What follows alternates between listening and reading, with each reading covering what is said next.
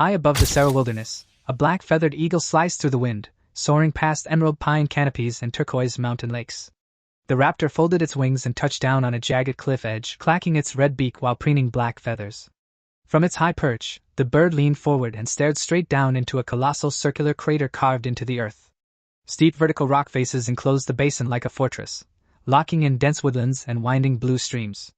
The eagle cocked its head in bewilderment as a heavy shape below slammed itself relentlessly into the solid cliff wall. 6 meters of predator build stretched from my snout to my tail, crowned with swept-back horns rooted in heavy steel bone like a knight helmet. My scales overlapped like razor plates, shimmering silver over deep obsidian, glowing with the dark crimson heat of cooling magma. I drove my broad wings into the dirt and launched headfirst into the cliff face, detonating rock and kicking up a curtain of dust. I shook my heavy skull and hauled my upper body out of the fresh impact crater, stone shards clattering to the dirt. I flared every scale along my spine, snapping them tight to shake out the sharp gravel trapped in the grooves. I leaned my back into the newly hollowed alcove, soaking in the sun while resting my sore muscles. I raised one heavy front claw, clenching and opening the razor talons as iron plates ground against each other. 6 years had passed in this wilderness since I first opened my eyes inside the skin of a dragon. 2 dominant bloodlines fought for control inside my veins, binding the fury of a red dragon with the raw steel of an iron dragon. Chromatic dragons bowed to the crimson conquerors while ferrous dragons answered to the iron lords. Put them in the same valley and blood flowed until one side stopped breathing. Pure strength commanded their respect. A vicious duel between 2 rival beasts could easily turn into raw passion once their claws locked. The real anomaly lived deep within my skull. A human soul from modern civilization had crossed the void and taken root in this beast. I stopped questioning why it happened.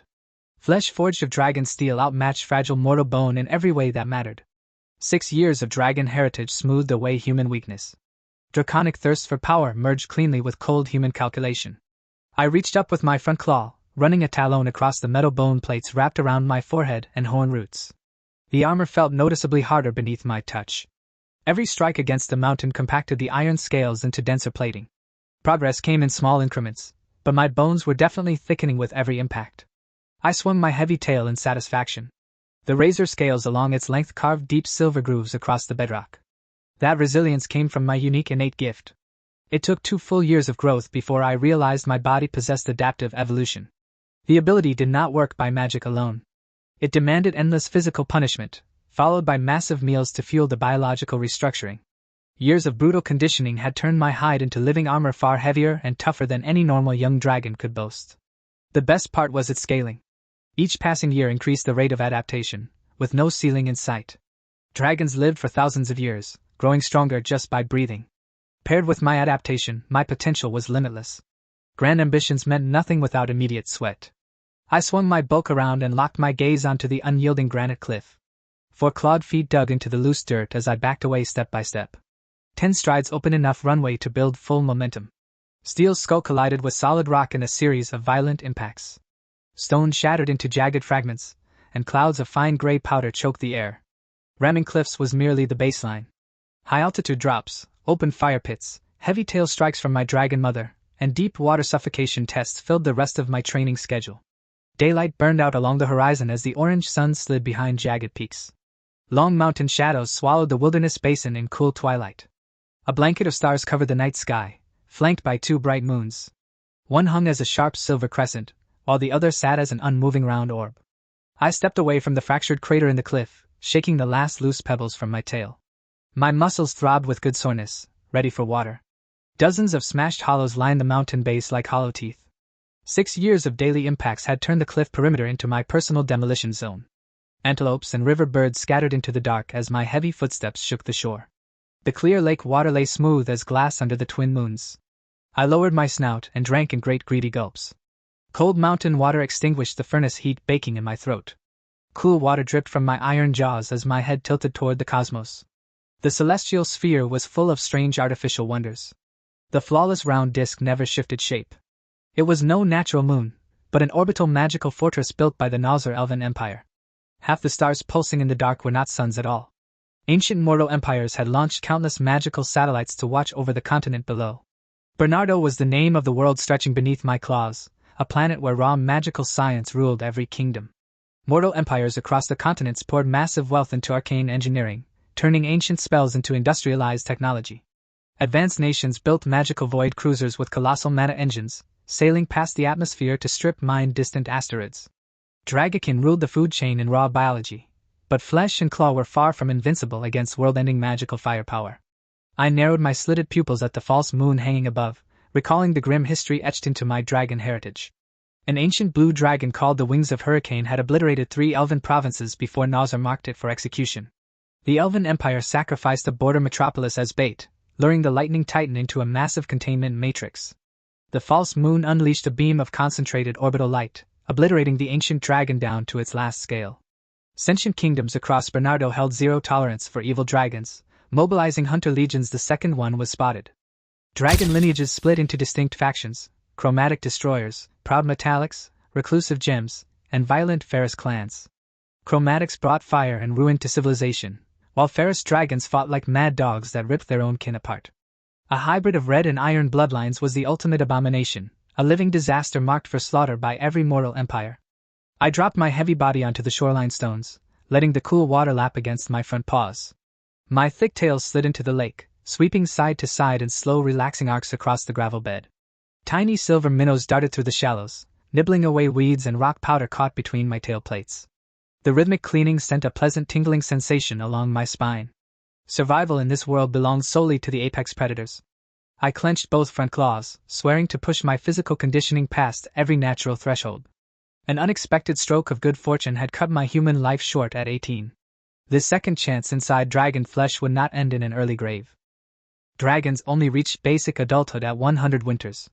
My eyes looked far beyond that threshold, aiming for a millennium of supreme dominance. I leaned my weight back and let gravity pull me off the shoreline ledge.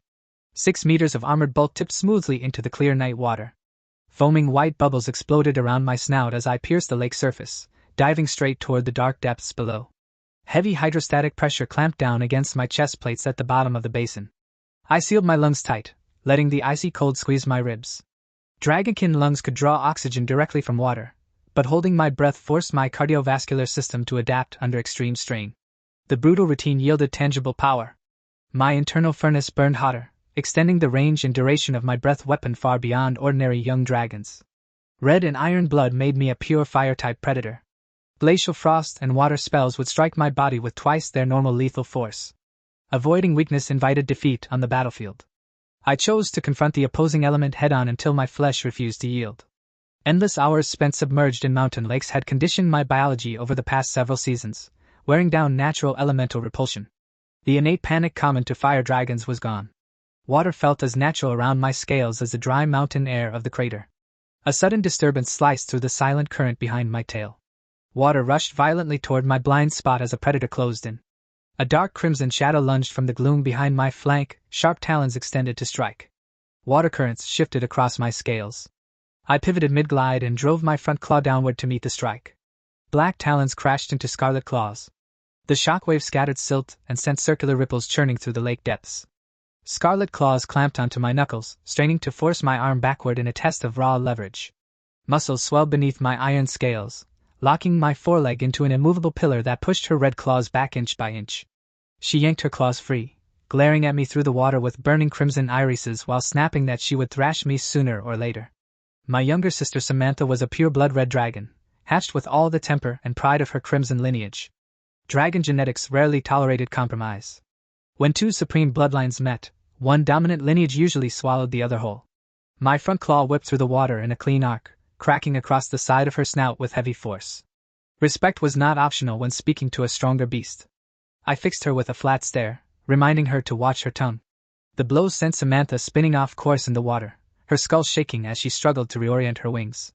Evil dragons recognized only one law. Power established hierarchy, and physical dominance was the only language that commanded obedience. 5 years ago she had cracked out of her egg as a plump little wormling.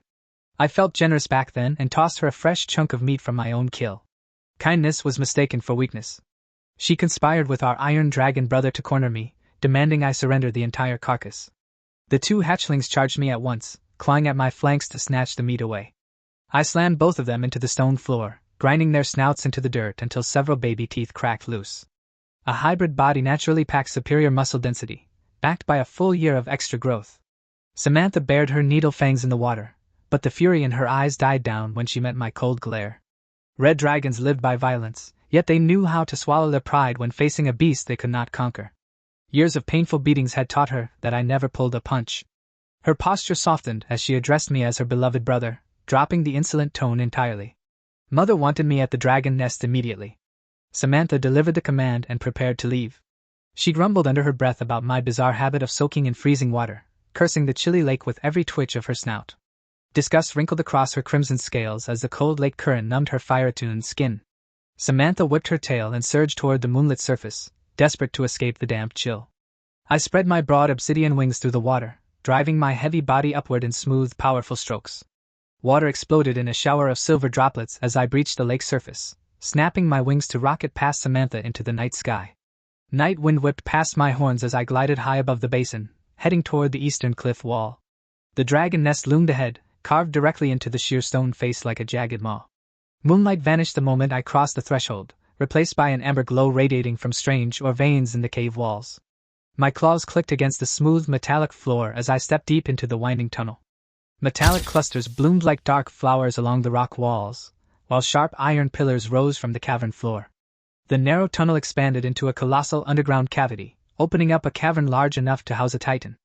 A layer of soft mercury-like metal coated the cavern floor and walls, rippling with rust-colored waves under the glow. A 30-meter step platform stood tall at the northern end of the chamber, forged from thousands of captured swords and polearms. Glowing draconic runes were carved deep into every weapon step, binding the metal into an unbreakable dais. I lifted my snout toward the summit of the metal dais, fixing my eyes on the throne above. A colossal 20-meter behemoth rested upon the weapon throne. Each breath from my iron dragon mother pushed gale-force winds through the cavern hall. Iron-black scales layered across her massive body like forged armor blanks, each heavy plate etched with razor serrations. Thick metal bone spurs jutted from her leg joints like an exoskeleton, matching heavy dorsal spines shaped like shark fins. She sat motionless atop the 30-meter weapon throne, overlooking the mercury chamber from her high perch. Her broad wings stayed folded against her ribs, keeping her colossal bulk tucked in a resting posture. Draconic pressure rolled down the steps like a physical wall, pinning the air against the cavern floor. An enraged adult dragon could reduce entire mountains to slag within minutes. Pitch-black dragon irises locked onto my face, matching the color of my own eyes. This towering monarch was my mother, the Iron Dragon Letitia. I lowered my armored snout to the mercury floor and addressed the giant dragon above. Letitia followed a strict lawful evil creed, valuing pragmatic efficiency and total Iron Dragon supremacy above all gods. Blood relation granted no special privileges under her rule, demanding strict obedience from every descendant. Her cool voice rang out, naming me the crystallization of fire and steel. 6 full lunar cycles had stripped away my hatchling softness, leaving my hide as hard as solid iron. Her speech grated like steel scraped over sandpaper, vibrating loose metal dust across the stone walls. I lowered my snout in acknowledgement, but an uneasy knot tightened in my gut as her words settled. Dragaking tradition divided youth into strict stages. Winglangs from age 1 to 5 stayed sheltered beneath their mother wings, fed and defended without question. 6 to 12 marked the young dragon phase. Maternal charity ended here, replaced by the expectation of total self-reliance. Evil dragons had no patience for family sentiment. The moment an offspring grew teeth and wings, they drove them out into the wilderness to claim their own soil. My older brother was chased past the crater edge 2 years ago. His tracks vanished into the eastern barrens, and no one knew if he was still drawing breath. I knew this day was coming, but having the eviction dropped on my head right now felt far too early. Bernardo crawled with magical armies and monster-hunting guilds. Every square inch of dragon hide was prized as master-tier crafting material by mortal smiths. Adult dragons could tear legions apart with claw and breath, but a young dragon was nothing more than an uncoordinated toddler stumbling through a den of wolves. Most evil dragon juveniles never survived to see adulthood, dying in unmarked ditches before their horns finished growing. Kicking younglings out into the wild before they could defend themselves was pure folly. This barbaric tradition explained why dragon populations dwindled with every era. Surviving such brutal neglect warped their minds. Childhood terror and endless starvation forged the violent beasts that terrorized the world as adults. Letitia spoke again, claiming her claws and teeth were nowhere near as sharp as mine when she was 6 winters old. She boasted that despite her softer scales, she had already abandoned her mother nest and conquered her own personal territory. Her black irises flickered to the side for a split second, her voice betraying slight hesitation. That so-called conquered territory was nothing more than a foul mud ditch. Thick steel scales masked whatever embarrassment she felt. Her snout stayed level, leaning back slightly against the cold iron throne. Garros, it is time for you to leave this nest and carve out your own territory.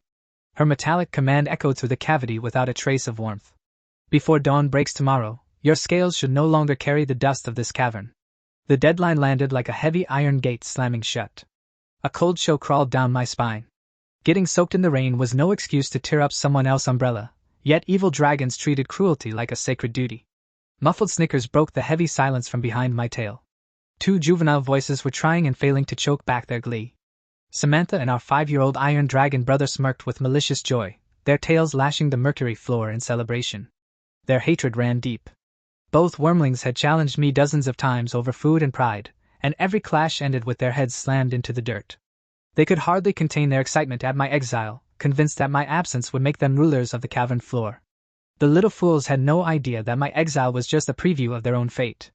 In 12 short months, Mother would throw them out into the barrens just the same.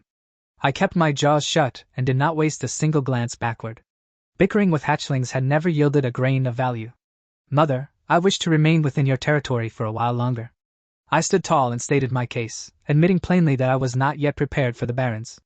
Letitia unfolded a single massive wing, blotting out the ambient light and casting half the underground chamber in pitch-black shadow. No. Her refusal dropped like a falling boulder, cutting off my appeal before the sound of my voice had settled. I let out a heavy sigh and remarked that I had hoped to trade valuable treasure for continued food and shelter, but since her mind was made up, there was no point discussing it. I spun on my talons without waiting for a reply, heading straight for the tunnel exit. The word treasure hit the dais like a spark in dry grass. Letitia's slit pupils shrank to needlepoints. My dear Garros. Her voice cracked with sudden urgency, booming across the cavern hall to halt my stride. Greed ran in the blood of every dragon. Gold and precious stones were the universal weakness no scaled beast could resist. Letitia clung to traditional hierarchy, but pragmatic greed outweighed ancient custom every single time. Her cold expression melted into an obliging smile, the rigid mask of an iron monarch replaced by a merchant grin. She inquired with pleasant curiosity where I found such riches, asking how much or I offered in exchange for territory rights. I planted all 4 claws firmly on the mercury floor and sat upright, locking eyes with her in formal negotiation posture. My hybrid blood granted a keen sensitivity to underground minerals, tracking precious metal veins deep beneath the rock. I guaranteed a monthly tribute of 3 precious metal ore blocks, each weighing at least 10 kilograms of refined quality. My terms demanded complete shelter within her crater and regular rations of high-grade monster blood meat. High-tier beast flesh was vital to fuel my adaptive evolution. Biological restructuring required massive caloric energy to harden bone and scale. Letitia dipped her armored snout in slow agreement, weighing the numbers and finding the trade exceptionally profitable. Metal detection was a recognized iron dragon gift, though waking such talent at 6 years of age was unheard of among standard broods. Letitia tilted her massive snout, asking if I intended to dig into the bedrock with my own claws. She eyed my forelegs with skepticism, knowing manual excavation wore down even the sharpest talons. Dragakin carried boundless pride in their blood. Dignified apex predators rarely dug trenches themselves, leaving backbreaking labor to enslaved thralls and lesser beasts. Letitia offered to lease out her own cavern retainers for the mining work. Her tone turned sharp and commercial, calculating rental fees based on the biological rank of each worker beast. Biological rank served as the universal ruler across Bernardo. It measured lethal combat potential and arcane capacity far more reliably than raw size alone. My personal biology had already reached rank 7 at only 6 winters old. That benchmark put my combat rating above standard gold dragons of the same age class. 6-year-old white dragons barely scraped past rank 3, making them feeble runts by comparison. My hybrid physique sat on a completely different tier of destructive capability. I declined her rental offer with a casual flick of my tail. 2 free mining slaves were already under my command, ready to swing pickaxes at a moment's notice. My personal supervision would ensure rapid output. Any worker under my claw would dig until the quota was met or face immediate disciplinary thrashing. Samantha and our iron dragon brother froze in place. Their smirks collapsed into wide-eyed confusion as they processed my words. Samantha leaned over to our iron brother and muttered under her breath, asking when I had managed to capture 2 miners in the wilderness. The iron wormling shook his blunt head from side to side. His golden eyes remained completely blank, having no clue where the mystery laborers came from. Both hatchlings racked their tiny brains, completely blind to the reality before them. It never crossed their minds that the 2 mining slaves I spoke of were standing right beside the tunnel entrance. Letitia cast her dark gaze across the two bewildered wormlings huddled near the archway, taking in their clueless postures. She read the cold calculation in my posture, instantly understanding who my two mining thralls were meant to be. Letitia made no move to intervene. Maternal protection among evil dragons never extended to shielding runts from routine dominance. Subjugation among siblings was standard practice. Unless teeth drew lethal blood, an evil dragon matriarch let the strong break the weak as nature intended. The two hatchlings spent their days gorging on meat and wandering the basin like useless vermin. Heavy labor would finally put their muscles to good use. Letitia could not personally force her own brood into manual servitude without violating her strict code of draconic rank. An older sibling enforcing hierarchy through brute strength fell entirely within natural dragon law. The issue is that your mining slaves reside under my territorial protection. Letitia spoke up, her voice laying down another condition. Her golden eyes gleamed with mercenary sharpness as her heavy tail swished in slow, calculated arcs. I will deliver an additional 10-pound block of precious metal, or each month. I adjusted the tribute without batting an eye. Letitia paused for 3 seconds of internal calculation, then dipped her armored snout in agreement. Thank you, Mother. If there is nothing else, I will take my leave. I lowered my head and sealed the contract. Go on. Carry out what you came to do. Her dismissive rasp gave the final blessing to the hunt. I swung my heavy frame around and strode across the quicksilver floor, stopping directly in front of the two wormlings. Samantha. Gorton. I spoke their names slowly, narrowing my golden slit pupils as I towered over both wormlings. Follow me outside. I gestured toward the tunnel arch with a twitch of my snout, leaving no room for argument. Neither hatchling moved an inch. Their claws dug into the mercury floor, eyes flashing with stubborn suspicion. What are you planning, hybrid? Samantha hissed through bared fangs, demanding to know where I was taking them. I bared my teeth in a wide predatory grin. You two are going to dig mines for me. Why should we obey you? The truth struck both wormlings at once, and their shrieks of refusal rattled the chamber walls. Because I am stronger than both of you combined. My voice dropped into a low rumble that echoed over the metal floor. Before the last syllable faded, my hind legs coiled and launched 6 meters of armored muscle straight forward. My armored shoulder crashed into Gorton like a falling meteor, blasting the iron wormling off his feet. A brilliant shower of sparks erupted between our hides. My scales held firm without a scratch, while several of his gray plates cracked and chipped loose. Gorton slammed into the metallized cavern wall with a bone-jarring thud, crumbling down into a heap of loose gravel. Samantha whipped her neck around in alarm, her scarlet jaw dropping as she watched her brother crumple. I twisted my hips mid-pivot, sending my bladed tail cutting through the air with a piercing whistle. The heavy tail strike caught Samantha across the shoulder, peeling away a layer of scarlet scales and tossing her across the floor like a limp sack. I lifted my chin and looked down at the two sprawled wormlings. Obey my orders, or I will beat you into the stone until you do. Draconic resilience pushed through the pain. Their scales rattled as raw reptilian fury ignited in their eyes. Furious roars echoed off the cavern walls. The two juveniles bristled with bloodlust, desperate to tear into my hide. Samantha lunged from my left while Gorton charged from the right, their claws snapping in coordinated assault. Taking on two dragons of similar age was usually reckless for any lone juvenile. They relied entirely on natural growth, assuming age alone would make them masters of the food chain. I knew better. Knowing this world teemed with dragon slayers, I had forged my body through daily agony. I rolled my heavy neck plates and braced to meet the charge head-on. A violent brawl broke out across the chamber, filled with the dull thud of heavy bone colliding with iron scales. 3 minutes of brutal pummeling ended the rebellion. Both wormlings lay belly up across the mercury floor, groaning in total defeat. Gorton was missing 3 teeth and his right horn was bent sideways, while Samantha's scarlet scales were stripped bare and bleeding patches. My armor remained intact from snout to tail, coated in nothing worse than gray rock powder. Samantha had clamped her jaws onto my left foreleg during the scuffle, but her teeth only managed to dent the outer plates without drawing a single drop of blood. A tough secondary dermis shielded the muscle fibers beneath my armor plates. Even if a lucky fang managed to crack an outer scale, it stopped dead against the impenetrable inner hide. I seized Samantha Horn the second her jaw clamped down, ripping her head away and slamming her skull into the bedrock until her grip failed. A crisp metallic crack echoed from the throne platform. Letitia whipped the tip of her tail against the weapon dais, signaling her open satisfaction with my dominance.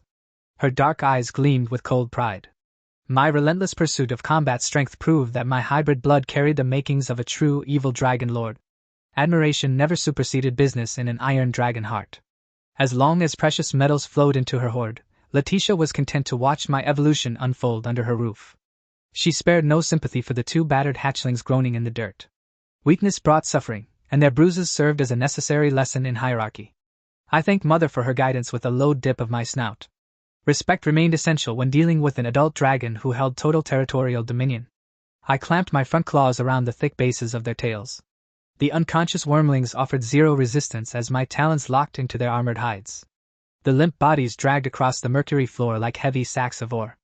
I hauled them through the dark tunnel archway without slowing my stride. My broad wings snapped open as I cleared the cliff entrance. Clamping both siblings in my rear talons, I banked out over the moonlit sinkhole basin. I opened my rear talons directly above the center of the lake. 2 heavy dragon bodies tumbled through the night air toward the dark water. 2 heavy thuds shattered the glassy surface in twin geysers of white foam. Droplets sparkled like crushed diamonds beneath the glare of the twin moons. I hovered 30 meters above the surface, beating my wings in slow rhythmic sweeps. My golden eyes tracked the bubbling turbulence below, waiting for consciousness to return. Water exploded into the air 12 seconds later. The 2 wormlings rocketed out of the deep lake like flaming arrows, screaming in panicked revulsion. The 2 hatchlings split up in midair, banking east and west in a desperate sprint for the crater ridge. My wings flared wide against the stars. 12 meters of armored span stretched twice my body length, every flight feather rimmed with razor-sharp black steel. A single downstroke launched me forward with an ear-piercing shriek, cutting the night wind like a blade. I overtook Samantha in 3 wing beats, clamping my front talons around her tail and whipping her through the air in a sweeping circle. I released my grip, launching her scarlet bulk straight into Gordon as he flapped frantically toward the western crags. Both wormlings plowed into the earth together, digging a 10-meter furrow through gravel and cracking the underlying bedrock. I folded my wings and touched down before their tangled heap. Still running? I will give you a 3-second head start. Samantha and Gordon slumped into the dirt, their heads drooping in complete, dejected surrender. I marched both captives toward the southern cliffs where I spent my mornings shattering stone. My internal senses hummed as we neared the mountain base, locking onto dense metallic veins buried 50 paces beneath the solid rock. I extended a heavy black claw toward the base of the rock wall, barking the order to start digging without delay. The 2 hatchlings grumbled in resentment, but under my towering presence, they sank their talons into the stone and began clawing away the rock. Sharp talons scraped against the mountain base in steady crunching beats. Stone shavings and broken flint piled into neat mounds behind the 2 digging wormlings. I left the prisoners to their toil and drove my wings into the dirt, rocketing straight up into the starry sky. Cold wind roared in my ears as the basin floor shrank below my talons. At the peak of my climb, I snapped my wings tight against my ribs. 6 meters of armored bulk plummeted like a cannonball, slamming full force into the dirt in an explosion of rock and dust. This exercise punished my body far more savagely than ramming cliffs. Falling from the heavens turned gravity itself into a hammer that forged every scale into denser steel.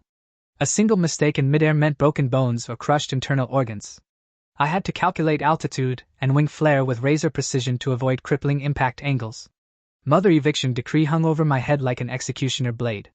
The barons offered no mercy to the weak, forcing me to push past every limit before morning light. Samantha and Gordon paused their clawing to stare up at the sky, their jaws dropping as I crashed into the earth again.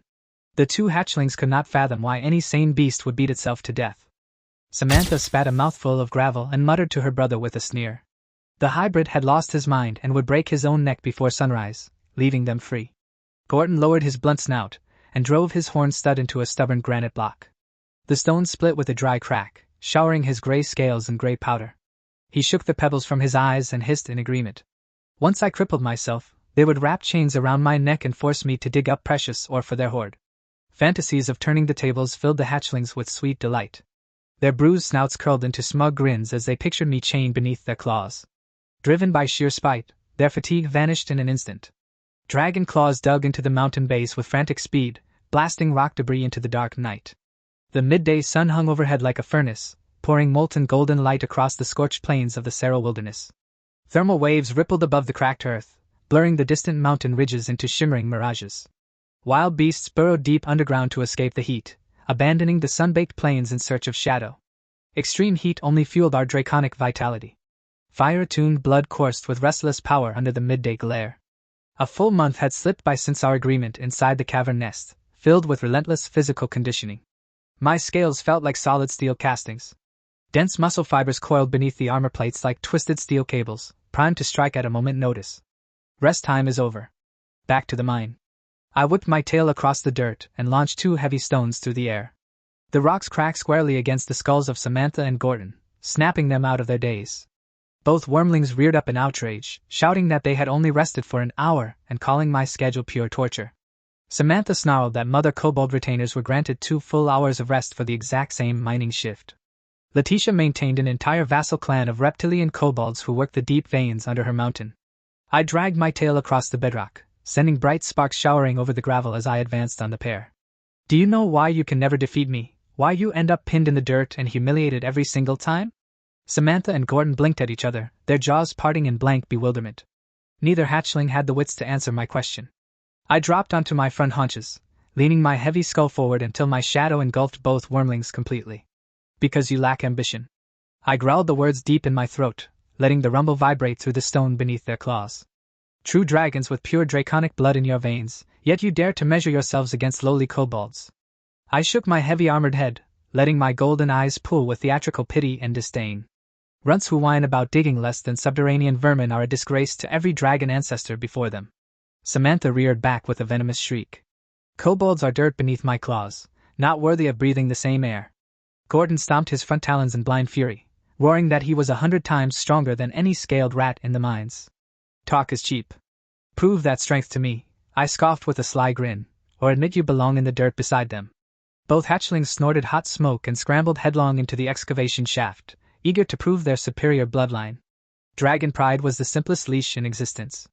Threaten their superiority, and they would run through walls to defend it. I watched rock debris spew from the dark tunnel mouth as their frantic digging echoed up from the shaft. If only Letitia fell for the same cheap tricks.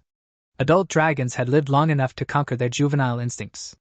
Centuries of survival honed a razor intellect in the matriarch, replacing impulsive pride with ruthless calculation.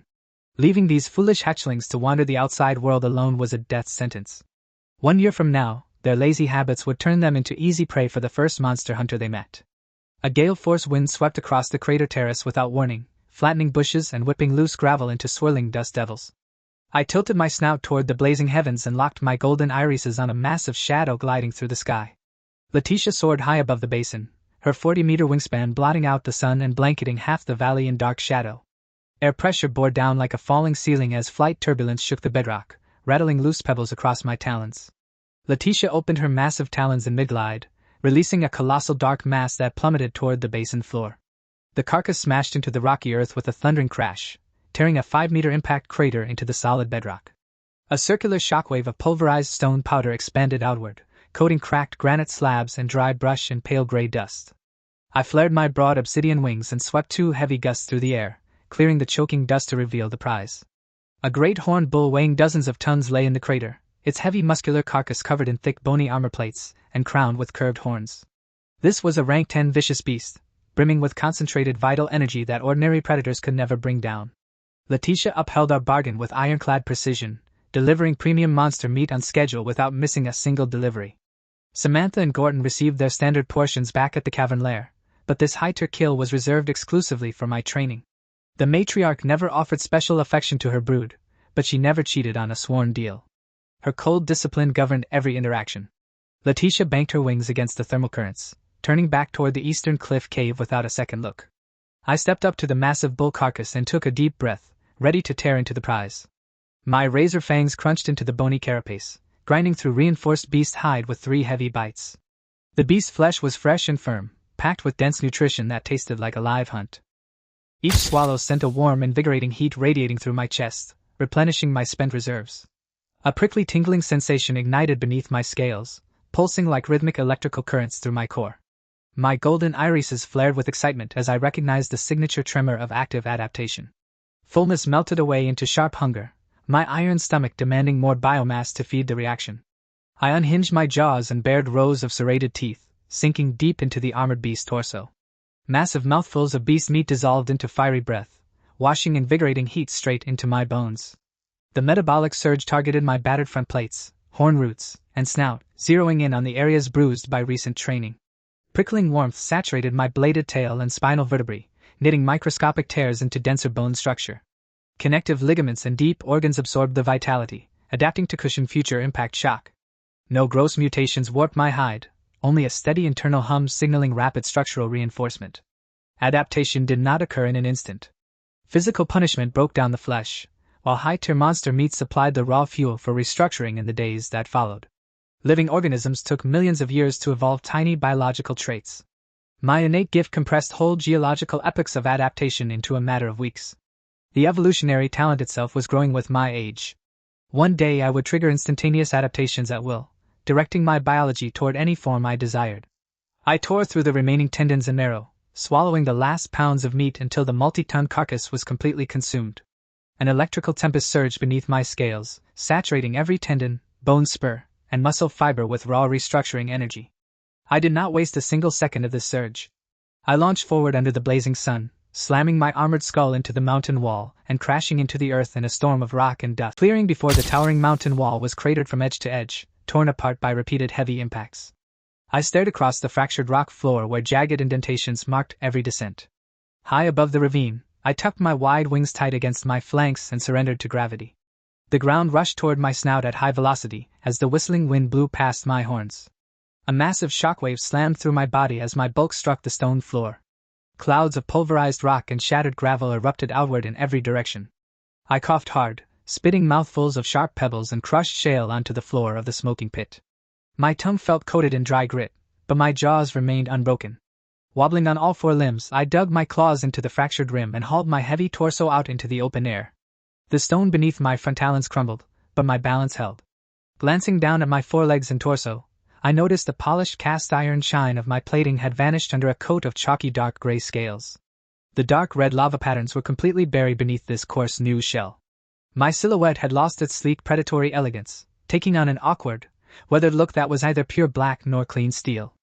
Anyone looking at me from afar would think my physical condition had deteriorated. Instead of irritation, a quiet chuckle rumbled in my throat as I studied the debris in the depression. I nodded slowly, realizing what my body had just accomplished. Beneath the spots where the gray fragments had peeled away, my true scales remained intact, glowing with lava-red veins and a polished silver sheen. The underlying steel defense had not suffered a single scratch. This outer layer was a secondary growth concentrated over my chest, back, and major limb joints. It existed purely to function as a disposable shield against heavy trauma. When kinetic force struck my armor, these buffer plates peeled away to disperse the shock while firing back an opposing recoil force. The mechanism turned blunt collisions into harmless displacement. A drop from that altitude used to leave my skull pounding and my joints aching for hours. This time, my muscles felt steady and my vision stayed clear. Reaching up with my senses, I felt my swept-back horns had grown thicker at the crown. The angular metal bone armor surrounding their roots had expanded into a heavier, reinforced helmet. My heavy tail swung behind me, bristling with tightly packed scales that ended in razor-sharp metallic blades. Each plated segment clicked into place like interlocking steel teeth. Deep under the scale armor, my internal organs and muscle fibers pulsed with reinforced density. Every bone in my ribcage had thickened to absorb heavy concussive loads. Evolution had produced a sacrificial shock layer rather than simply hardening my primary plating. The mutation caught me off guard, shifting my defensive profile in an unexpected direction. The underlying metallic armor had gained only a modest boost in baseline toughness. Most of the biological energy from this cycle had flowed directly into forming the buffer shell. A loud call echoed from my throat toward the dark mine tunnel, summoning Gorton and Samantha out to the clearing. I told them both to come strike my chest at full speed. Two young dragons burst from the shadow of the tunnel mouth, beating their wings with excited haste. Samantha and Gorton glided down to land on the shattered stone before me. Both siblings eyed my dull gray plating with visible smugness, convinced the heavy fall had finally broken my defenses. Their eyes flashed with eager ambition to knock me down. Lowering my center of gravity, I drove all 4 clawed feet deep into the stone fissures and braced my chest. A nod of my snout signaled them to throw their full weight against me. Samantha snorted a plume of sparks, shouting that she would take the first strike without hesitation. Her scarlet tail whipped against the dirt in fierce anticipation. Flapping her scarlet wings for extra propulsion, she accelerated across the open ground with thunderous strides. Her claws gouged deep trenches into the bedrock with every step. The charge concentrated all the muscular power of her 4-meter body into a heavy frontal tackle. In past bouts, a direct collision like this would have sent me tumbling across the yard. A violent boom erupted as her hardened scarlet skull slammed directly into my sternum. The concussive energy sounded like 2 massive iron anvils striking at peak velocity. The dark gray buffer scales on my chest shattered into powder, absorbing the momentum while snapping back with a violent recoil pulse. The counterforce discharged instantly into her skull. The rebound hurled Samantha backward through the air, sending her crashing onto the dirt, while I merely swayed by an inch. Her body skidded several meters across the rough gravel before stopping. Almost 90% of the kinetic energy had dissipated through the sacrificial scale layers. The residual force reaching my underlying muscles felt no stronger than a playful nudge. Gordon stood frozen on the sidelines, staring at a broken tooth Samantha had left on the rock. All the bravado drained from his dull metallic snout as he took a cautious step backward. Samantha thrashed her tail in the dust, hissing a string of draconic curses. Her fiery temper flared hotter than before as she shook the dirt from her snout. Claws scrambled against the shale as the scarlet wormling pushed herself upright. She lunged forward in a blind rush, aiming another headlong charge straight at my ribs. Collision followed collision in rapid succession, throwing up dense showers of gray scale shards. Each impact chipped away my outer buffer shell without penetrating the core armor. My talons stayed rooted to the granite bedrock through every furious strike. She slammed into my chest repeatedly, only to rebound like foam breaking against the reef. The last patch of dull gray buffer plates cracked loose and scattered across the stone floor. Beneath the discarded layer, my cast iron plating gleamed under the sun without a mark. Exhaustion finally brought Samantha down, her heavy breathing stirring the fine grit between her paws. Bruises and sprained joints from her own impacts left her sprawled on the ground. Looking down at her battered form, I evaluated the performance of my new defense. As long as the sacrificial buffer plating remained intact, frontal blunt attacks were completely neutralized. Adaptive evolution continued to operate like an unsealed mystery crate with every breakthrough.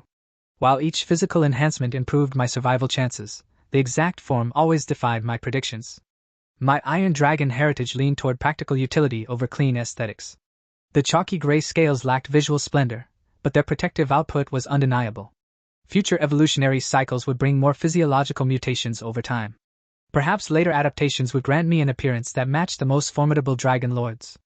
The emergence of buffer plating traced directly back to my recent routine of hurling my body off mountain peaks. Relentless ground collisions had forced my body to adapt against extreme impact force. Adjusting my training regimen was the obvious next step to test my evolutionary limits. I resolved to reduce high-altitude dives and focus on raw muscular strength and sprint speed. A thunderous boom cracked through the air from the northern edge of the clearing. The shockwave rattled loose pebbles along the cliff base. Gordon fell out of the sky and landed flat on his back with his forelimbs flailing. His dull gray tail whipped against the dirt as he bounced once and groaned. Shaking his blunt-horned head to clear the stupor, the iron wormling rolled onto his stomach and staggered up.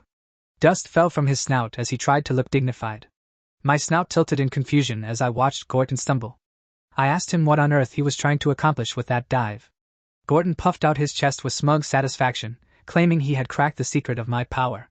He believed throwing oneself violently onto the ground was the key to gaining strength. Samantha lay on her side in the dirt, her luminous amber-red eyes narrowing in serious contemplation. Her fiery brain processed the ridiculous theory with unexpected earnestness. A vigorous nod rocked Samantha's head as she looked up at me with bared fangs. She vowed aloud that she would soon outgrow and surpass me using the same method. The two wormlings spent every spare moment between mining shifts leaping from high perches to slam into the clearing floor. Grunts, booms, and dust clouds became their daily routine. Impact craters multiplied across the open space until the flat bedrock looked like a collapsed ruin. The entire clearing was reduced to a jagged landscape of craters and shattered stone. 7 full days drifted past while my body integrated the buffer scale layer into daily movement. My joints regained fluid flexibility without compromising the protective shell. Standing atop the highest cliff peak, I felt the mountain gale whistle through the crevices of my metal helmet. The cold airflow cooled the heat radiating from my scale plates. Narrowing my golden eyes, I gazed out over the jagged expanse of the distant wilderness. Uncharted forests, rocky canyons, and rolling plains stretched to the far horizon. Staying under the shelter of the Iron Dragon Mother could only remain a temporary measure. The day when I would have to claim my own territory was approaching rapidly. Living indefinitely in another dragon's domain offered safety but guaranteed stagnation. Survival required establishing independent dominance through strength and cunning. Honing my combat capabilities while I still had a secure retreat was the smartest choice. I needed to scout the surrounding geography and locate prime settlement grounds before departing. Spreading my obsidian-tipped wings to their full span, I gathered tension in my hind legs and launched into the open air. The cliff summit dropped away beneath my talons. Powerful wing beats carried me upward into the thermals, gliding far beyond the perimeter of the sinkhole quarry. The familiar cavern entrance shrank to a small shadow below. Banking into a wide patrol arc, I surveyed the untamed forests and valleys bordering our territory. My claws twitched with anticipation as the wild frontier opened before me. Banking hard against the high-altitude headwind, I cut across the boundary skies of the Atlant continent. The permafrost tundra stretched frozen to the north while the Southern Federation held the south, flanked by the Rus Mountains and the boiling sea. Pockets of green pine forests, rugged alpine ranges, and pristine turquoise lakes broke up the horizon. Sera Wilderness held vast contrasts across its untamed expanse. The true heart of the wilderness lay in its smoking sulfur chasms, barren dirt ridges, and hollowed mining scars. Heat rose in waves from the cracked ground, filling the lowlands with yellow vapor. Underneath the scorched badlands, rich veins of magical metal ore once ran through the deep rock strata. Those underground treasures had lured rival empires into bloody territorial struggles. 8 centuries ago, the southern kingdoms waged non-stop warfare across the wilderness to seize every quarry. Armies trampled the land, bringing devastation and unending natural catastrophes. Indigenous tribes and wild beast clans suffered through decades of slaughter as the wars dragged on. Screams of agony echoed from ruined settlements that were burned to ash. The endless bloodbath changed when a gifted human king emerged with mastery over warfare, strategy, and statecraft. He united his realm and prepared to bring order to the fractured south. Leading disciplined legions across the southern kingdoms, the king broke every rival army in his path. He forced the defeated monarchs to bend the knee and sign binding peace accords. Under the throne of Luthern, he forged a unified federation that dominated the southern territory. While not yet an empire, the Luthern Federation possessed military strength far beyond ordinary kingdoms. The establishment of the Federation finally brought an end to centuries of territorial slaughter and Sera Wilderness. War gave way to organized resource exploitation across the basin. Luthern oversaw the diplomatic partition of the entire wilderness among the allied southern states. Each kingdom received dedicated mining zones, carving up mountains and valleys by treaty. 800 years of relentless excavation gradually stripped the land of its richest ore deposits. Most veins were dug hollow, causing the southern lords to lose interest in the depleted badlands. A handful of unmined veins remained scattered across the wilderness under heavy protection. Stone fortresses, watchtowers, and garrisoned legions guarded these high-value mining sites night and day. A cold instinct told me never to fly near those human strongholds. Wandering into their defensive perimeter would bring instant capture or a swift barrage of ballista bolts. Falling into human hands meant having my scales, horns, and bones stripped away from magical artifacts. Worse still, I could end up bound in enchanted chains, living out my days as an enslaved war beast. Glancing toward the western horizon, my eyes locked onto the distant smoke plumes of the Luthern fortress. A massive firestone mine lay fortified beneath their stone ramparts, radiating waves of trapped heat. Iron Dragon Mother had spoken of that quarry with lingering hunger in her rumbling voice. Her massive jaws always ground together whenever the scent of burning fire marrow drifted on the wind. Fire marrow stones acted like pure fuel for our species, accelerating scale hardening and bone density. Devouring concentrated thermal minerals would cut years off my developmental cycle. Even an adult dragon of her size stayed pinned to her sinkhole out of caution. She could only glare across the canyons in silence, knowing the price of reckless ambition. The Federation stationed elite legendary champions along the parapets to secure their prize. Any one of those transcendent warriors possessed enough raw power to strip the hide off a giant dragon. Rank 20 formed the fundamental boundary between mortal flesh and transcendent beings. Crossing that threshold represented an evolution of the soul that altered the laws of combat. Dragonkin reached legendary standing naturally if they survived the trials of youth. Time alone elevated our scales and breath weapons into continental terrors. Humans relied on massive population counts to produce their rare prodigies. Only 1 in 10,000 reached the pinnacle, yet their vast numbers supplied entire battle formations with masters. The human race fielded far more legendary champions than dragons, giants, or elves combined. Their cities functioned as massive breeding grounds for martial and magical talent. A human champion fighting alone against a dragon of equal rank invited certain destruction. Draconic physiology and natural armor crushed fragile mortal bodies in single combat. Scouting the canyon ridges below, I spotted several smaller thermal deposits glowing through the fissures. Sera Wilderness hid numerous veins beneath its broken crust. The ore scattered throughout our sinkhole territory contained heavy slag impurities. Finding concentrated metal required hours of digging through barren limestone. Even low-grade stone delivered measurable nourishment to my developing digestive furnace. My jaws crushed the minerals into paste, feeding nutrients directly into my bones and teeth. Every profitable vein across the continent belonged to entrenched warlords or royal garrisons. A lone wormling trying to claim a mine would be hunted down within days. Daydreams of seizing imperial mines had to wait until my claws grew larger. Survival demanded sharpening my hunting tactics and aerial maneuvers in the present. Circling above the outer boundaries of our sinkhole territory, I scanned the dry ravines for potential hunting targets. My keen golden eyes traced every movement across the scrubland below. The afternoon sun sank toward the western ridge, bathing the wasteland in blistering thermal heat. Scorching air shimmered over the stones, distorting distant rock formations. Jagged sinkholes, open fissure lines, and abandoned mine tunnels covered the Badlands floor like scars. Collapsed shafts gaped open into dark subterranean depths. 3 gray hyenas crept along the ledge of an abandoned quarry pit, their ears twitching at every gust. Their watchful eyes swept the surroundings for larger predators. Sensing no immediate threat, the 3 scavengers lowered their muzzles to lick mineral salt crusts from the fissures. Their long tongues scraped greedily against the mineral-rich stone. Heat-resistant spines along their backs bristled under the blazing light as they absorbed essential minerals. The beasts gorged themselves on the salty deposits without looking up. Deep underground, an ancient predator picked up the rhythmic vibrations through the stone. A massive shape stirred within the subterranean darkness beneath their paws. A rock-crushing worm dwelled beneath these abandoned mines, feeding on metallic slag and living flesh alike. Its armored form thrived in the subterranean passages. Measuring 20 meters in length, the colossal worm brandished a circular maw lined with concentric rings of spiral teeth. Those spinning grinding fangs pulverized solid boulders and flesh with equal ease. Natural camouflage patterns covered its carapace, blending with the jagged fractures of the surrounding strata. When motionless, it became indistinguishable from solid stone. Scraping its hard carapace against the cavern wall, the worm discharged low-frequency acoustic pulses through the bedrock. The acoustic waves mapped the hyenas on the surface with pinpoint precision. The beast bored through the subterranean earth, swimming through rock and soil as smoothly as water. Its spiraling jaws carved a swift path toward the feeding pack above. Bedrock fractured like dry biscuits as a swelling earthen mound formed along the quarry floor. The ground split open along a rapidly advancing furrow. Having licked the salt crusts bare, the gray hyenas turned to leave the ledge. They took 3 lazy steps before their paws felt the tremor. The alpha hyena snapped its head around, catching sight of the charging mound ripping toward them. Every instinct screamed of lethal peril as it bared its teeth in terror. A piercing howl tore from the beast's throat as it lunged laterally across the scree. Its hind legs pushed hard against the loose rock, desperately trying to evade the tremor. Granite fractured like thin ice under the force of an underground tail thrust. Deep subterranean pressure ripped the bedrock apart, scattering slabs into the air. A colossal black shape burst out of the ruptured ground, blotting out the sun above the quarry floor. 20 meters of segmented chitin armor loomed over the panicked pack. Spiral grinding teeth snapped shut around 2 hyenas before they could even scramble back. The rotary mandibles turned bone and muscle into crimson mist in a single rotation. The alpha scavenger let out a pathetic whimper, bolting across the rocky slope with tail tucked between its legs. Terror lent speed to its paws as it scrambled over loose scree.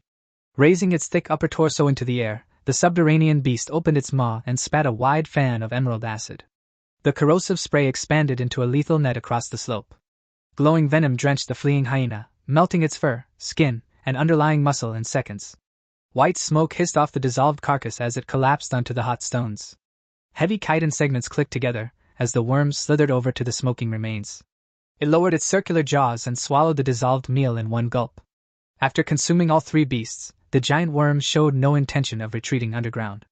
Its 20-meter bulk settled onto the quarry floor under the open sky. Clumsy crawling motions propelled the creature toward a broad, heat-baked granite slab. It dragged its heavy mass onto the flat rock and sprawled out in the direct light. Solar warmth stimulated the worm's biological molting process, causing chipped carapace layers to flake off like dry scabs. Underneath, a tougher layer of black chitin began to harden under the UV rays. A lazy roll exposed its paler, segmented belly plates to the afternoon sky. The sated beast relaxed completely on the rock, unguarded against threats from above. Up in the cloud stratum, a shadowy figure circled on silent obsidian wings. Thermal updrafts carried the winged hunter directly over the basking target. My golden irises narrowed, locking onto the exposed 20-meter worm lying helpless on the rock slab. A rush of predatory excitement tightened my jaw muscles. Tucking my wings into a tight aerodynamic dive angle, I aimed my claws straight toward the sunning creature. The drop began as the wind howled past my bladed tail. 1,000 meters above the quarry, I locked my draconic sight onto the giant worm basking on the rock slab. My flight muscles held steady in the thin mountain air as I evaluated the quarry floor. Activating life-level detection, an invisible pulse mapped the biological energy radiating from the creature. The reading confirmed the rock-crushing worm sat at level 7, matching my own current rank. I had developed that spell-like ability a year ago during my initial awakening in the Mother Cave. It formed naturally in my consciousness without formal incantations. Dragonkin functioned as living conduits of magic, mastering ancestral spells through pure bloodline inheritance. Age and physical maturity unlocked spells directly from our lineage. These innate spell-like abilities traded destructive magnitude for instant activation. A single mental impulse triggered the magic without syllable preparation. Life-level detection was the first of these bloodline arts to manifest in my core. It allowed me to gauge the biological threat level of any beast before committing to a clash. Wormlings of my age normally possessed zero access to spell-like abilities. Biological development usually took decades before draconic magic woke within the marrow. Adaptive evolution had accelerated my internal growth far beyond standard milestones. It granted early physical scale mutations alongside premature magical awakenings. With our ranks sitting at equal standing, the odds favored an absolute victory. My armored mass and razor talons outmatched the offensive limits of an ordinary invertebrate. Rank numbers only set a general baseline in genuine combat. True dragons excelled at tearing through lesser species of the exact same classification. Prudence guided my hunting decisions above all else. Taking on higher-level monsters could wait until my wings carried more weight and my plating grew thicker. I pulled my draconic aura inward, suppressing every trace of dragon's might. The air around my scales grew cold and still as my presence vanished from magical perception. Adjusting my wing pitch to minimal vibration, I slid downward on a silent trajectory. The distance to the quarry basin closed steadily without a rustle. Down on the warm slab, the rock-crushing worm relied on seismic sensors along its shell. It tracked the badlands for tremors, blind to silent gliders above. A light thermal breeze swept over the flat boulder, stirring the dust around its head. The sunning beast lifted its blunt snout in sudden vigilance. Two tiny, beady black eyes blinked along the sides of its blunt head. The creature shifted its bulk against the sunlit rock, scanning for approaching threats.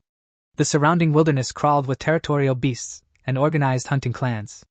Every valley hid apex stalkers waiting to ambush anything that dropped its guard. Survival in Seral Wilderness followed an unyielding law of hunters and prey. A moment of carelessness turned the strongest predator into meat for the next beast in line. The 20-meter worm had dominated the quarry floor for hours, but its position had flipped. Relaxing in the open sun made it a prime target for aerial execution. Dropping to 100 meters above the quarry floor, I tightened my descent arc. The heat radiating off the granite boulder hit my snout as I locked onto the target's center. The worm gave an uneasy twitch, signaling that it had sensed a shift in the air. My golden pupils dilated as I committed to the dive without a second thought. Unfurling my wings to their full 12-meter span, I caught the downdraft and drove my weight downward.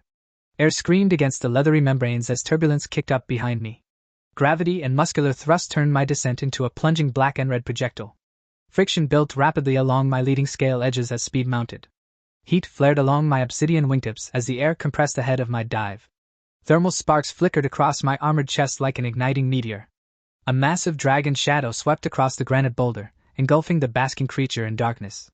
The beast froze as the sky above it vanished. Locking my talons and tucking my wings at terminal velocity, I transformed my entire body into a siege projectile. There was no hesitation or deceleration in my descent path. My armored chest collided directly with the creature's thick black carapace. The impact delivered thousands of pounds of kinetic energy directly into its dorsal plating.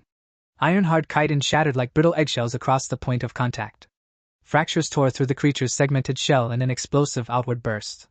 The underlying meat and organs collapsed into pulp paste under the concussive load. Biological fluids sprayed across the stone as the crushing weight drove through its torso. The massive granite boulder beneath the worm buckled and blew apart into flying stone fragments. A shockwave rattled the entire quarry floor as debris rocketed into the sky. Plumes of pulverized stone and gray powder erupted in thick billowing clouds. The force of my landing obscured the quarry walls behind a wall of airborne grit. Through the swirling dust, I saw the 20-meter rock-crushing worm cleaved cleanly into two writhing segments. The kinetic force of my drop had severed its heavy torso across the middle. My outer buffer scales shattered on contact, absorbing the violent concussive shockwave. Discarded gray fragments clattered across the stone while my inner armor remained undamaged. Claws dug firmly into the fractured rock as I absorbed the landing without a flinch. Not a single bone or joint in my limbs felt strained. The severed beast let out a shrill roar that echoed like a howling gale through the canyon. Dark fluids sprayed from its ruptured midpoint as its front half thrashed in agony. Insect tenacity kept its vital spark alive despite the lethal trauma. Driven by desperate survival frenzy, the upper torso whipped around with frantic speed. Coiling its heavy front segments, the monster lashed out and threw my body toward a row of sharp rock spikes along the quarry wall. The sudden shove sent me skidding across the stones. Rock spikes snapped and crumbled upon contacting my armored spine. The jagged stone failed to leave even a scratch across my reinforced plating. Buffer scales lining my dorsal ridges buckled under the collision, dispersing the impact while discharging a sharp counterforce. The rebound launched me back onto my feet instantly. Pushing off the damaged rock wall, I charged across the crater at maximum velocity. My talons tore grooves into the granite floor as I closed the distance. The thrashing monster spun its circular mouthparts against the bedrock in a frantic bid to escape underground. Grinding teeth chewed through rock dust as its front half sank into a new hole. Half of its remaining length slipped into the fresh subterranean shaft. It sought to bury itself beneath the earth before my claws could strike again. Its biological design relied on rapid regeneration to restore severed organs over time. Given enough hours underground, the beast could reconstruct its lost segments. Detecting the air vibrations from my charging bulk, the worm flared open the carapace seams along its exposed back. The segmented armor expanded outward like ventilation louvers. Blistering pressurized steam erupted violently from every seam along its shell. A wall of superheated thermal vapor blasted across the quarry floor, hissing with high heat. A choking stench of rotten sulfur swept across the quarry floor, burning the nostrils as yellow-white vapors rolled over the crushed stone. The entire excavation basin disappeared behind an acrid curtain of mineral smoke. Boiling droplets hissed against hot rock, unleashing a dual blast of scalding moisture and raw thermal heat. The pressurized blast was designed to melt soft flesh and scald armored hides. Shutting my nictitating membranes to shield my eyes, I lowered my snout and charged straight into the blinding fog. Heat washed over my scales, but my legs never broke stride. 6 meters of dense muscle and heavy bone parted the thermal barrier like an iron plow. The force of my momentum blew the steam aside in 2 swirling ribbons. My front claws crashed through the shattered rim of the creature's shell, sinking deep into the rubbery muscle beneath. Blood and fluid gushed over my talons as I locked my grip. Snapping my wings downward with maximum force, I hauled backward with all the power in my spine. The berry monster was ripped free from the bedrock with a wet pop. Twisting my torso in midair, I swung the flailing beast in a wide arc and slammed it into a granite boulder. The concussive thud splintered stone and crushed more of its shell. I battered the writhing creature against the quarry walls until its thrashing slowed to a feeble twitch. Every strike pulverized another section of its armored body. A broad sweep of my wings whipped up a sudden gust, clearing the haze of pulverized stone from the arena. The heavy dust settled across the rubble, revealing the quiet pit. Releasing my grip, I let the lifeless carcass drop limp onto the shattered bedrock. The shattered black carapace lay mangled and quiet, leaking fluids into the crevices. Flexing my talons, I noted that the beast had failed to mount any genuine resistance against my strength. Equal level did not equate to equal combat output when facing a dragon. Faint prickles of heat along my scales faded away within seconds. My biological metabolism neutralized the thermal discomfort before it could register as true pain. Red dragon blood granted near-total immunity to the thermal component of the vapor blast. Scorching heat was nothing more than a familiar bath to my scales. Scalding moisture should have troubled an iron-type creature, but deliberate adaptation training had built up my resistance. The water component failed to penetrate my outer skin. Pushing past my natural aversion to moisture during daily exercises had paid off in real combat.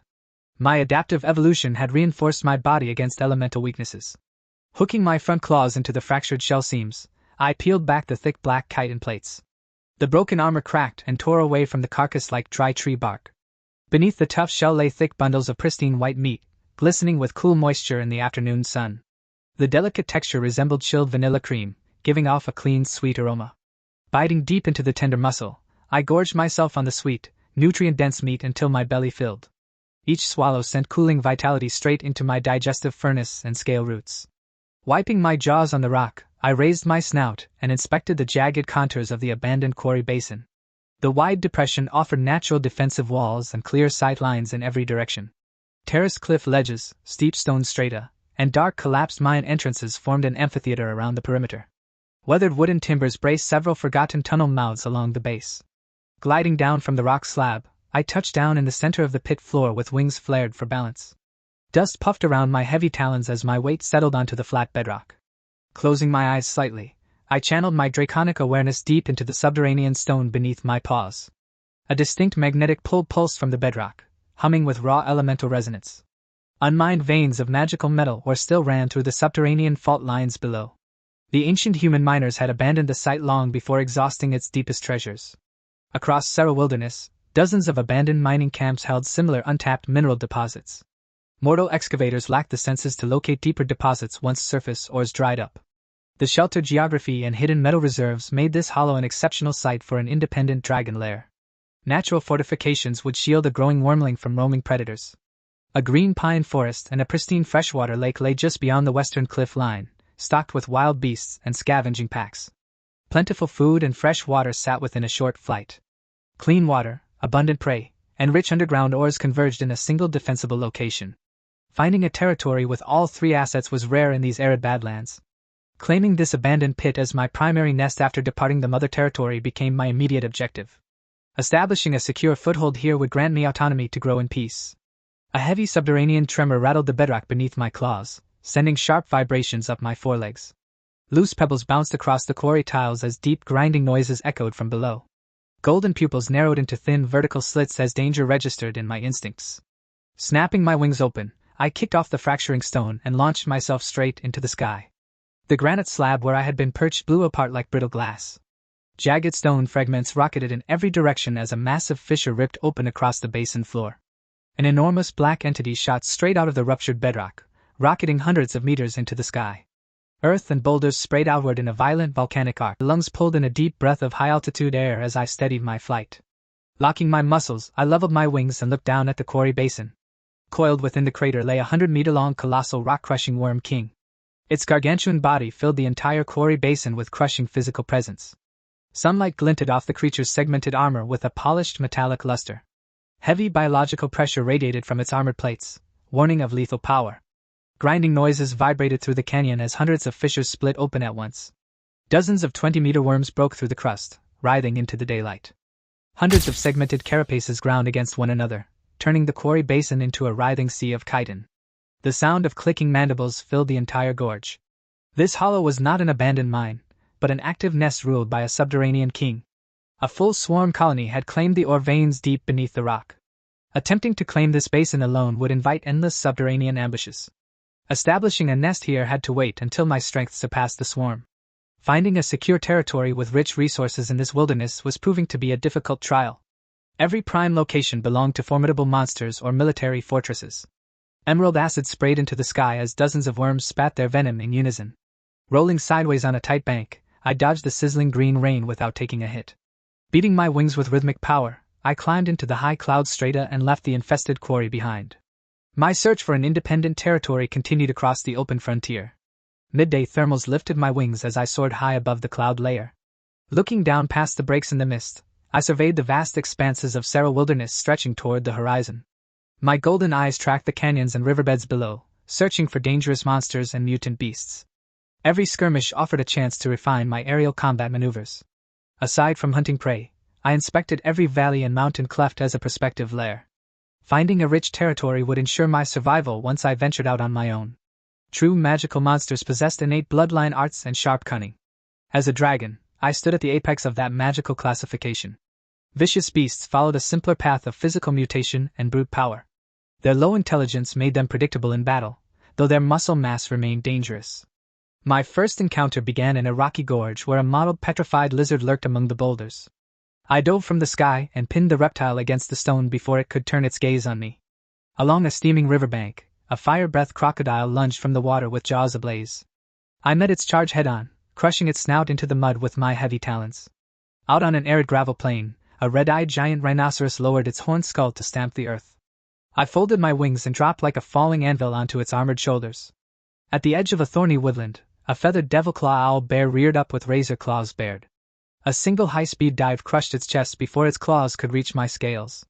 In a rocky stream basin, a giant claw rock crab raised its heavy stone-like pincers to defend its pool. My talons hooked under its carapace and ripped the shell apart in one motion. 5 formidable targets lay slain across the Badlands by mid-afternoon. 2 magical monsters and 3 mutant beasts had tested my claws across different environments. The harsh terrain of Serra wilderness favored creatures infused with earth and fire attributes.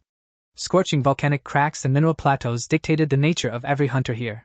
6 successful hunts including the morning worm gave me a precise measure of my fighting output. My strikes landed with lethal efficiency against every adversary in the sector. My life level detection confirmed my biological power sat firmly at level 7. That ranking reflected the rapid physical and magical progress driven by my training regimen.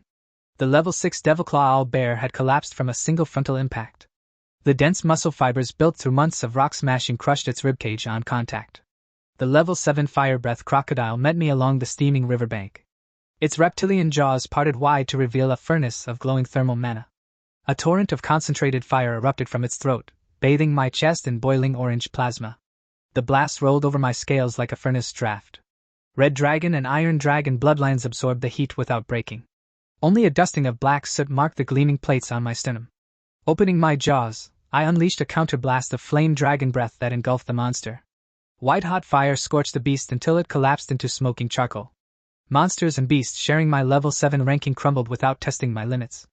True draconic biology placed me far ahead of ordinary creatures of the same tier. Dropping from a steep dive, I delivered a full-body collision into the armored spine of the red-eyed giant rhinoceros. The impact echoed across the open gravel flats like a thunderclap. The thick-skinned beast buckled into the dirt, its ribcage caved inward and limbs twitching in defeat. Even its heavy hide failed to withstand the descending kinetic load.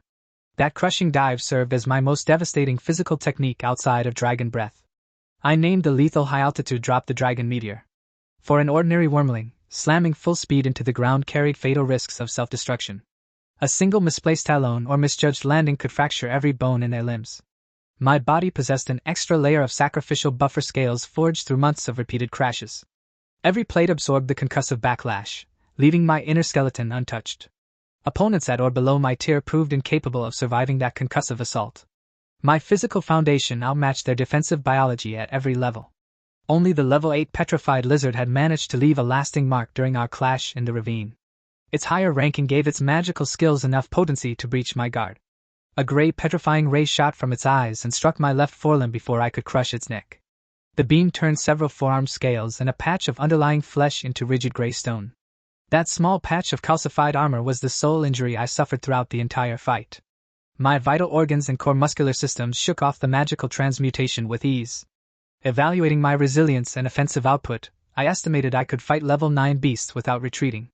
Adaptive evolution gave my body an edge over higher-ranked monsters. Dragakin possessed the biological foundation to defeat opponents far above their nominal rank. My adaptive mutations pushed that racial advantage to the highest tier. Arrogance remained the primary flaw that plagued my kin across history. I kept my temper cold and calculated, refusing to let pride dictate my movements. Challenging high-tier monstrosities without a tangible reward served no practical purpose. I avoided reckless clashes unless survival or concrete profit demanded action. Natural dragon longevity combined with adaptive evolution guaranteed my progression over time. Steady territorial expansion yielded far greater dividends than reckless duels. Ancient texts recorded countless young dragons meeting early deaths due to foolish vanity. Those ancient failures reminded me to value survival over pride. Turning away from combat thoughts, I shifted my focus toward finding a permanent lair. My wings tilted to carry me over the mountain passes bordering the central basin. Green pine valleys and crystal lakes unfolded between the jagged peaks below. Waterfowl wheeled across the water while wild game grazed along the shores. Steep cliff faces and narrow ravines formed natural ramparts around several high valleys. The topography offered excellent choke points against ground-based invaders. Every fertile valley and defensible gorge already flew the scent markers of established apex predators. The wilderness held no unclaimed paradises waiting for a newcomer. Fertile terrain remained in short supply across the scorched expanse of Seral Wilderness. Powerful clans and mutant broods fiercely defended every oasis they held. My gaze locked onto a magnificent valley cradled by towering granite peaks and a sapphire lake. The picturesque landscape radiated tranquility and abundant sustenance. Rich pine forests, pristine waterways, and roaming beast herds made the lakeside basin a prime prize. It stood out as the most desirable location in the entire mountain range. Looking closer at the shoreline, I spotted a pride of spiny-tailed lions lounging across the rocky banks. Their spiked tails whipped the reeds as they guarded the perimeter. Life level detection revealed the adult lions averaged level 5 in biological strength. Individually, their physical output fell far short of my scale armor and talons. In an isolated duel, a single spiny lion would fall beneath my claws in seconds. Even with one limb pinned, my draconic jaws could snap its spine with ease. Counting the pride from above, I tallied 30 adult beasts scattered across the sandy shores and reed beds. Their large pack numbers formed a defensive perimeter that barred solitary predators. 2 massive alpha leaders prowled at the center of the pride, a male and female whose mutated builds dwarfed their kin. Thick armor plates and jagged bone crests set them apart from standard spiny lions. My mind mapped the precise coordinates of this valley alongside the other fertile territories I had surveyed. Marking each location in memory gave me clear targets for future conquest. Driving out the lion pride and claiming this lake basin would become my first objective once I left the mother territory. A fertile lair with abundant prey would secure my independent dominion. The blazing sun dipped behind the western peaks, setting the clouds ablaze with layers of violet and crimson. Evening shadows crept across the canyons, cooling the baked stone below. Folding my wings into a steady cruising angle, I turned east and flew back through the sunset sky. My hunting expedition had concluded with 6 kills and valuable geographic intelligence. The familiar sinkhole quarry loomed into view as I crossed the outer boundary of the Mother Dragon's territory. High rock walls sheltered the deep basin from outside predators. Reaching the age of expulsion meant I no longer shared the central cavern with the Iron Dragon Mother. Maintaining separate sleeping grounds preserved territory boundaries between growing dragons. Landing on the high cliff ledge where I conducted daily workouts, I folded my wings and allowed my muscles to rest. The cool stone floor offered a familiar perch overlooking the entire quarry. Looking down from the cliff summit, I spotted Samantha and Gordon sprawled lazily across the flat rocks outside the mine entrance. Both wormlings basked in the fading sunset glow without moving a muscle. Their bellies lay exposed to the sky while their tails twitched in slow contentment. Neither sibling showed the slightest interest in evening training or territory vigilance. Innate dragon laziness had overtaken their initial burst of discipline. Lacking internal drive, both wormlings had defaulted back to the idle habits of their species. Days earlier, both siblings had thrown themselves into ground-crashing drills with furious enthusiasm. They believed copying my training routine would grant them rapid power. Every mining intermission had turned into a chaotic flurry of leaps, dives, and concussive impacts. The quarry floor had rattled with their relentless attempts to harden their scales. Repetition and soreness gradually wore away their resolve. Natural draconic lethargy proved stronger than their desire to surpass my strength. When the time came for her scheduled dive, Samantha hesitated by the mine entrance. She decided that balancing rest and labor was wiser, curling up on a warm boulder for a quick nap. She opened her eyes to find the sun already below the horizon. A chilly evening gale brushed over her warm scarlet scales, making her shudder with reluctance. Shaking her tail, she convinced herself that training in poor condition would yield bad results. She postponed the routine until the fresh morning air arrived.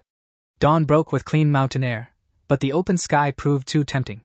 She chose leisurely gliding across the thermals over grueling rock-smashing drills, letting the workout slip from her mind.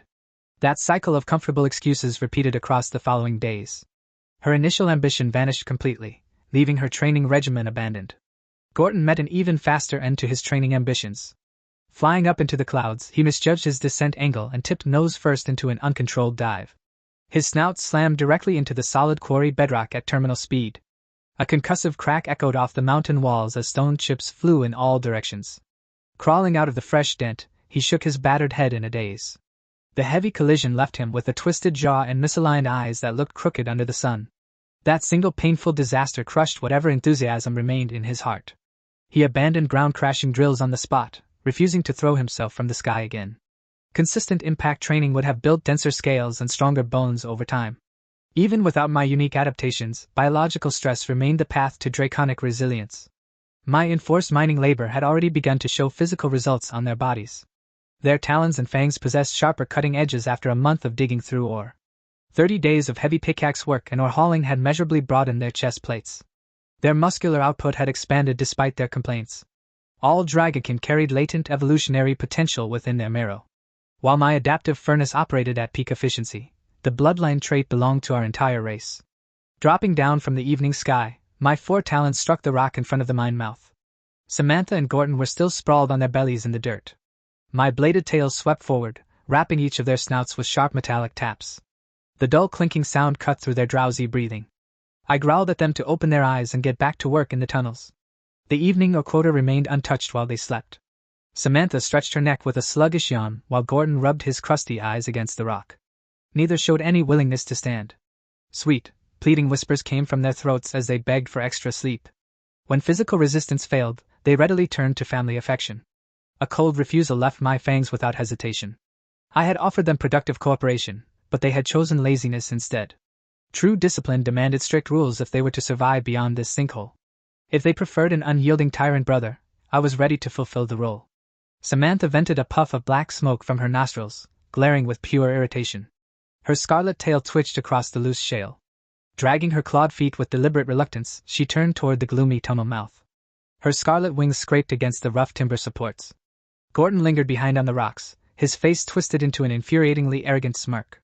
He stared as if mocking my authority. A second glance reminded me that his mouth was still crooked from his facial collision days ago. The facial paralysis gave him an unintentional sneer. My golden irises narrowed into sharp slits as my head lowered toward his snout. A silent predatory stare warned him not to test my patience. The young iron dragon shrank back, losing whatever nerve he had mustered. His blunt horn studs pulled tight against his neck in fear. Drool dripped from the crooked corner of his mouth as he turned to scurry into the tunnel. His heavy footsteps echoed behind Samantha down into the dark. Lifting my snout from the tunnel entrance, I watched the sunset clouds burn like glowing coals across the sky. The dusk breeze carried the scent of cooling stone. Turning away from the sunset sky, my eyes shifted down to inspect my right forelimb. The evening breeze cooled the metal plating as I raised the claw to examine the lingering battle damage. A chalky grayish-white crust covered the outer plating near my wrist joint, left behind by the lizard beam. The petrifying ray had calcified 3 scale plates along with a thin layer of underlying flesh. Claws on my left paw dug under the calcified plates, peeling the dead stone scales away in brittle chunks. The hardened tissue cracked free and clattered onto the rock floor. A shallow depression remained in the exposed muscle where the petrified tissue had detached. Fresh dragon blood clotted quickly across the raw surface without impairing my grip. Faint heat pulses rippled through the raw flesh as new cellular growth initiated beneath the skin. The biological furnace in my blood was already restructuring the localized tissue. Future scale plates regenerating over this wound would carry increased resistance against transmutation magic. The adaptive response ensured identical attacks would inflict far less harm. Total immunity against petrification would require multiple rounds of exposure and biological hardening. For now, the minor scratch posed zero hindrance to my nightly training routine. A slow stream of warm chi drifted from my nostrils into the cooling dusk air. Centering my weight on all 4 limbs, I prepared my muscles for a demanding strength regimen. Kicking off the stone floor, I flipped my 6-meter body inverted in midair. My wings tucked tight against my flanks to maintain strict balance through the rotation. My right claw planted onto the granite tiles, bearing my entire 6-meter mass in a single-arm handstand. Tendons in my shoulder locked into place to keep my inverted body vertical. Bending and straightening my forelimb with controlled cadence, I pumped my torso up and down against gravity. Sweat beaded along my scale seams as the burn deepened in my triceps. Flipping back to the earth, I curled my heavy bladed tail underneath my pelvis and drove the tip into the rock. The bladed segments locked together like a coiled spring. Tail muscles tightened into rigid cables, lifting my torso and 4 limbs clean off the ground. My core held steady in the air, supported solely by the strength of my tail. Shifting my posture onto my back, I braced the shovel-shaped armor of my skull directly against the hard bedrock. My 4 limbs raised off the stone, transferring all my weight onto my neck. Neck tendons strained as I rotated my heavy torso in full circular arcs around my planted head. The rigorous neck rotations built crushing power into my cervical spine and horn base. These training techniques existed nowhere in inherited dragon memories. Modern dragonkin relied solely on natural growth, whereas I forged my muscular structure through targeted stress. Kicking off the stone, I launched myself into the night sky where twin moons hung like silver discs. Cool high-altitude drafts whipped across my snout as I climbed into the stars. Taking a deep breath of thin air, I spread my obsidian-tipped wings to their widest span. The flight membranes locked rigid against the rushing headwind. Pectoral muscles contracted furiously as I flapped my wings using purely physical power. Powerful air gusts blasted downward, churning the nocturnal mist behind me. Despite the violent wing beats, my heavy mass failed to climb into the sky. My body slowly drifted downward through the cold air as gravity asserted its pull. True dragon flight operated as a supernatural phenomenon rather than simple aerodynamics. Demonic energy infused into the wing membranes to create natural levitation fields. Human mages deployed sky-blocking spells to sever those magical buoyancy channels in wartime. Grounded dragons lost their aerial superiority and fell prey to organized infantry. I refused to leave myself vulnerable to anti-magic suppression fields in future battles. Mastering purely mechanical flight with raw muscle power was essential for long-term survival. Pulling every spark of demonic mana back into my internal core, I extinguished the levitation field completely. My 6-meter body instantly felt twice as heavy in the thin air. My wings fought against the dead weight, beating furiously to slow my descent. The heavy mass dragged me downward, turning each flap into an exhausting struggle. A crushing load pressed down on my wing sockets as tendons stretched under the strain. The biological structure protested against carrying tons of armored bone without magic. Sharp, tearing pain radiated through the fleshy membranes connecting my wings to my ribs. Every downward stroke burned like hot needles piercing the root tissue. Each wing beat felt like iron rods stabbing into my shoulder joints. The mechanical friction tested the limits of my physical endurance. Gritting my fangs in silence, I beat my wings repeatedly beneath the twin moons. Without an audience or encouragement, I sought biological breakthrough through sheer discipline. Hours dragged past as the twin silver moons sank toward the western horizon. The long nocturnal trial pushed my flight muscles to the brink of collapse. Golden dawn light pierced the eastern cloud deck, scattering the darkness across the mountain peaks. The first rays of morning warmed the frozen limestone below.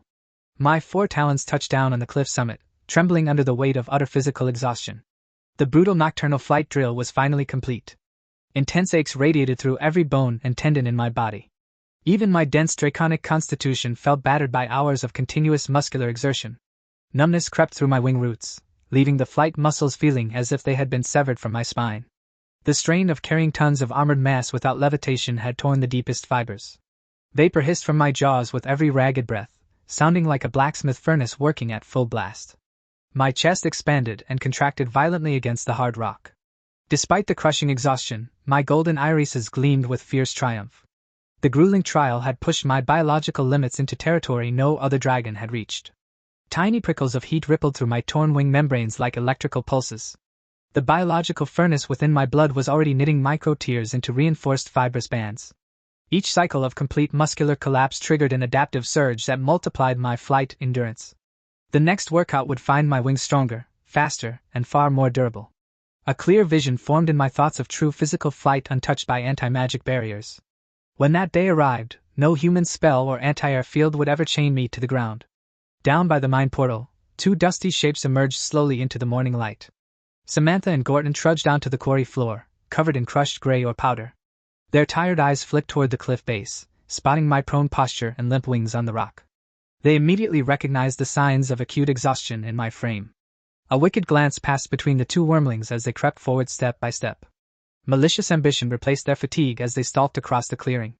Samantha adopted a voice of sweet concern, asking if her dear older brother was feeling too exhausted to move. Malice dripped from every word despite the polite phrasing.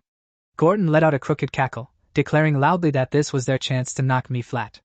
His paralyzed jaw gave his villainous laugh an awkward, twisted rumble.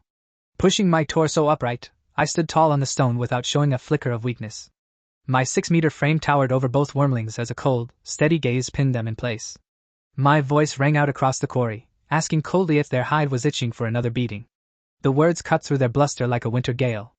Both wormlings stopped dead in their tracks, their confident smirks evaporating instantly. Uncertainty and hesitation clouded their amber eyes as they assessed my standing posture. I reminded them that several days had passed since their last disciplinary lesson. The reminder hung over them like a descending executioner axe. Taking a single heavy step forward, I drove my front talons into the stone with a resounding thud. A flash of predatory fury ignited within my golden pupils. The 2 wormlings scrambled backward in terror, all trace of their previous arrogance dissolving into panicked meekness. Their tails tucked tight as their bodies cowered low. Flustered stammering tumbled from their mouths as they claimed it was all an innocent misunderstanding. They waved their claws frantically while begging me not to take offense. Turning on their heels, the pair bolted back toward the mine tunnel without looking over their shoulders. Claws clattered against the shale as they vanished into the darkness. A dry snort escaped my nostrils as I watched them disappear into the rock shaft. My drained muscles could not have sustained a genuine brawl, making their retreat a welcome outcome. The entire standoff had succeeded purely on the weight of my reputation and imposing posture. They had missed their single golden opportunity to catch me defenseless. Future training sessions required stricter pacing to prevent complete physical depletion. Retaining a reserve pool of stamina was critical when surrounded by opportunistic kin. Dragging my heavy limbs across the clearing, I climbed into a large crater left by yesterday's ground impacts. The recessed hollow provided shelter against the rising wind. Curling my muscular tail under my snout as a pillow, I folded my wide obsidian wings over my body like an armored blanket. Heavy eyelids closed as restorative sleep overtook my senses. Days blended into a structured cycle of strength drills, aerial practice, and mining supervision. My physical frame grew denser and more resilient with every completed cycle. Regular expeditions beyond the sinkhole allowed me to test my evolving prowess against roaming predators. Every battle expanded my geographic survey of viable future territories. 1 full year passed in the blink of an eye amidst relentless growth and discipline. My scales, muscles, and predatory senses were now primed for independent survival. Scorching summer air pressed against my scales as I circled the upper thermals of the Cerro wilderness. Heat waves rose steadily from the cracked earth below. Blazing sunlight streamed straight from the open sky, catching the dark red veins across my back. My obsidian wingtips gleamed against the bright clouds. A full year of hunting and training had added another half-meter to my body length. The slow physical growth proved steady and consistent. My total length now reached 6.6 meters from snout to tail tip. Looking down along my spine confirmed the extra reach. My chest and back had broadened significantly over the past 12 months. Thick muscular cords wrapped around my neck, giving my head solid support. Steel-hard muscle fibers rippled under my interlocking armor plates with every breath. My forelegs carried enough raw power to crush solid stone. Red dragons and gold dragons ruled the wilderness through unmatched physical strength. Carrying red dragon blood gave my hybrid body a dominant combat baseline. Almost no young dragon in my age bracket could match my current physical power. My hybrid biology elevated my strength above ordinary wormlings. My current build made me feel like a heavyweight prize fighter among juvenile drakes. Every muscle group stood primed for brutal physical clashes. My attention shifted toward the pair of massive dragon wings extended on either side of my torso. They carried the most dramatic evolution of the past year. My full wingspan measured 15 meters across, more than double my 6-meter body length. The vast wing surface dominated the sky around me. Finely inlaid dragon scales covered the leather membrane in tight overlapping layers resembling feathers. The dark red and silver scales shimmered in the dry breeze. Air currents slid smoothly over the scaled membrane without catching drag. The aerodynamic contours converted atmospheric resistance directly into forward acceleration. The connecting tissue at my wing roots had thickened threefold compared to last year. Flapping hard no longer generated the sharp joint ache of my wormling days. Dense muscular folds at the base of my wings looked like repeatedly hammered steel. Heavy connective tissue anchored the 15-meter wings securely to my spine. A strip of gleaming organic metal lined the outer edge of both wings. The edge tapered down to a razor-thin silver bevel that hummed softly against the rushing wind. The bladed edges gave my 15-meter wings the profile of twin guillotines. Any living beast caught in my flight path would be sliced clean in two. Day and night for 12 months, I had focused my training entirely on sharpening wing strikes. I skipped extra sleep to drill aerial dives and high-speed maneuvers against canyon walls. The latest evolutionary breakthrough rewarded every grueling hour of flight practice. My wings now answered every subtle shift of my back muscles with mechanical precision. I cut straight through a headwind without losing a single notch of speed. The surrounding desert landscape blurred beneath me into a streak of red dust and jagged stone. Blood wormlings of the same age class could never match this level of acceleration.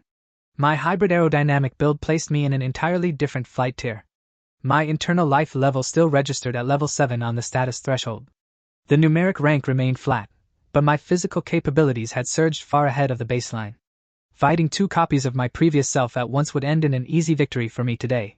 The leap in speed and wing durability changed every combat calculation. Theory meant nothing without live combat testing against a resilient target. I needed a dangerous local predator to measure my wing blades under battlefield conditions. An earth rampaged bear claimed the forested hills several miles to the west. That massive beast had the thick hide and raw brute strength needed to test my new power. My sharp golden pupils pierced through a thin cloud layer, locking onto the rolling green ridges beneath the wilderness plateau. The hunting ground spread out clearly beneath my claws. An 8-meter-tall silhouette dominated a clearing among the hemlock firs below. The creature lumbered between ancient trees like a living mountain of muscle. Yellowish-brown fur covered the beast in dense, needle-sharp quills. The creature looked like an oversized brown bear amplified to catastrophic proportions. The creature carried a level 8 magical signature. That put it a full rank above my level 7 status, offering the exact combat challenge I wanted. A level 8 earth rampage bear stood far above the petrified lizard I killed months ago. Its magical defenses and brute physical mass made it an apex threat in this territory. Species records noted that exceptional specimens of this breed had a path toward the legendary rank. Surviving past maturity allowed their earthen cores to harden into resilient mana vessels.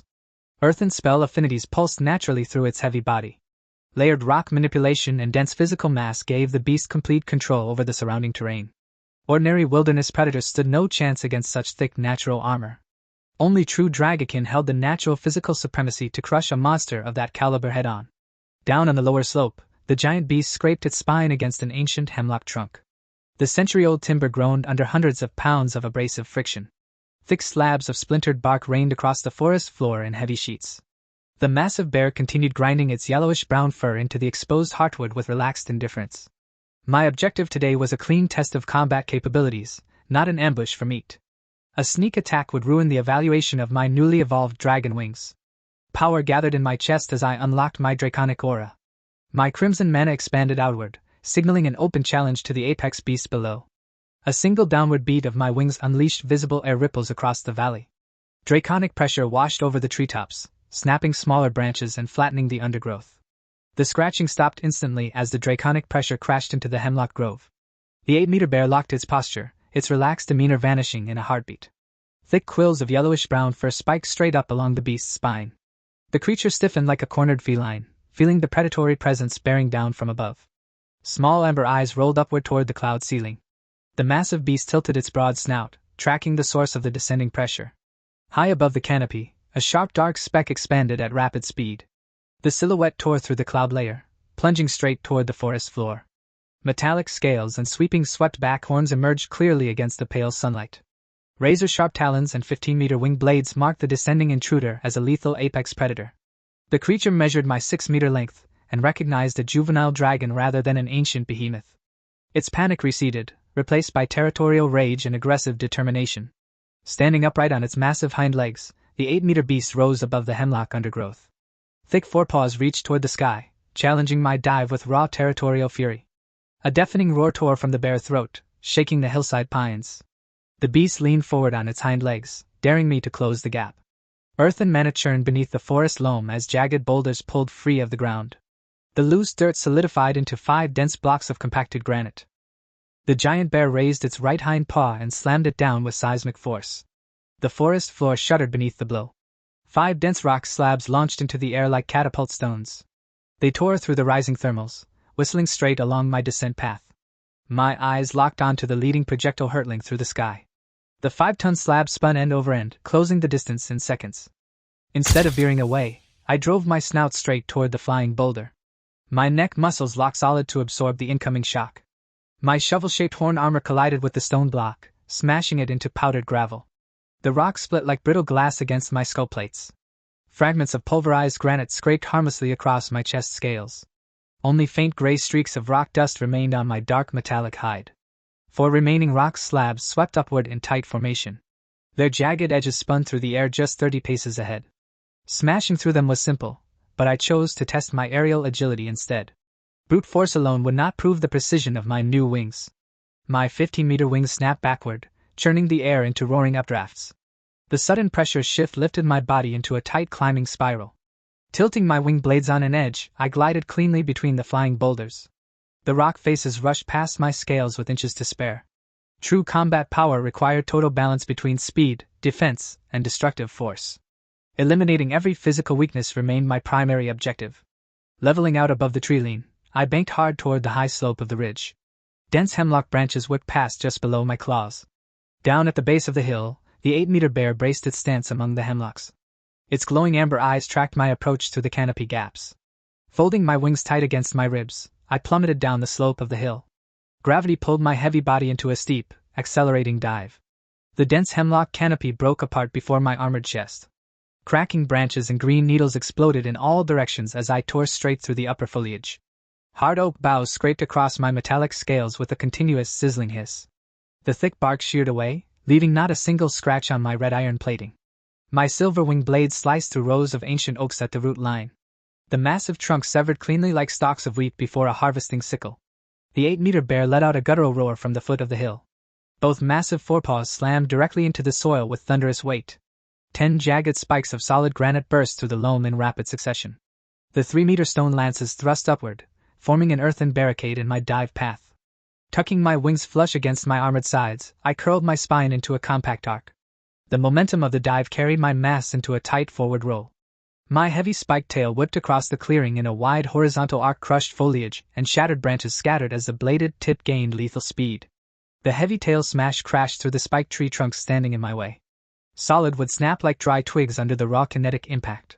Broken rock shards sprayed across the woods with the velocity of crossbow bolts. Sharp granite chips embedded several inches deep into surrounding hemlock trunks. The 8-meter bear sank both heavy paws into the forest floor up to its wrists. Earth and mana surged into the ground, locking its massive claws onto a buried stone layer. Ripping its arms upward, the giant beast tore a 3-meter-thick slab of solid bedrock from the earth.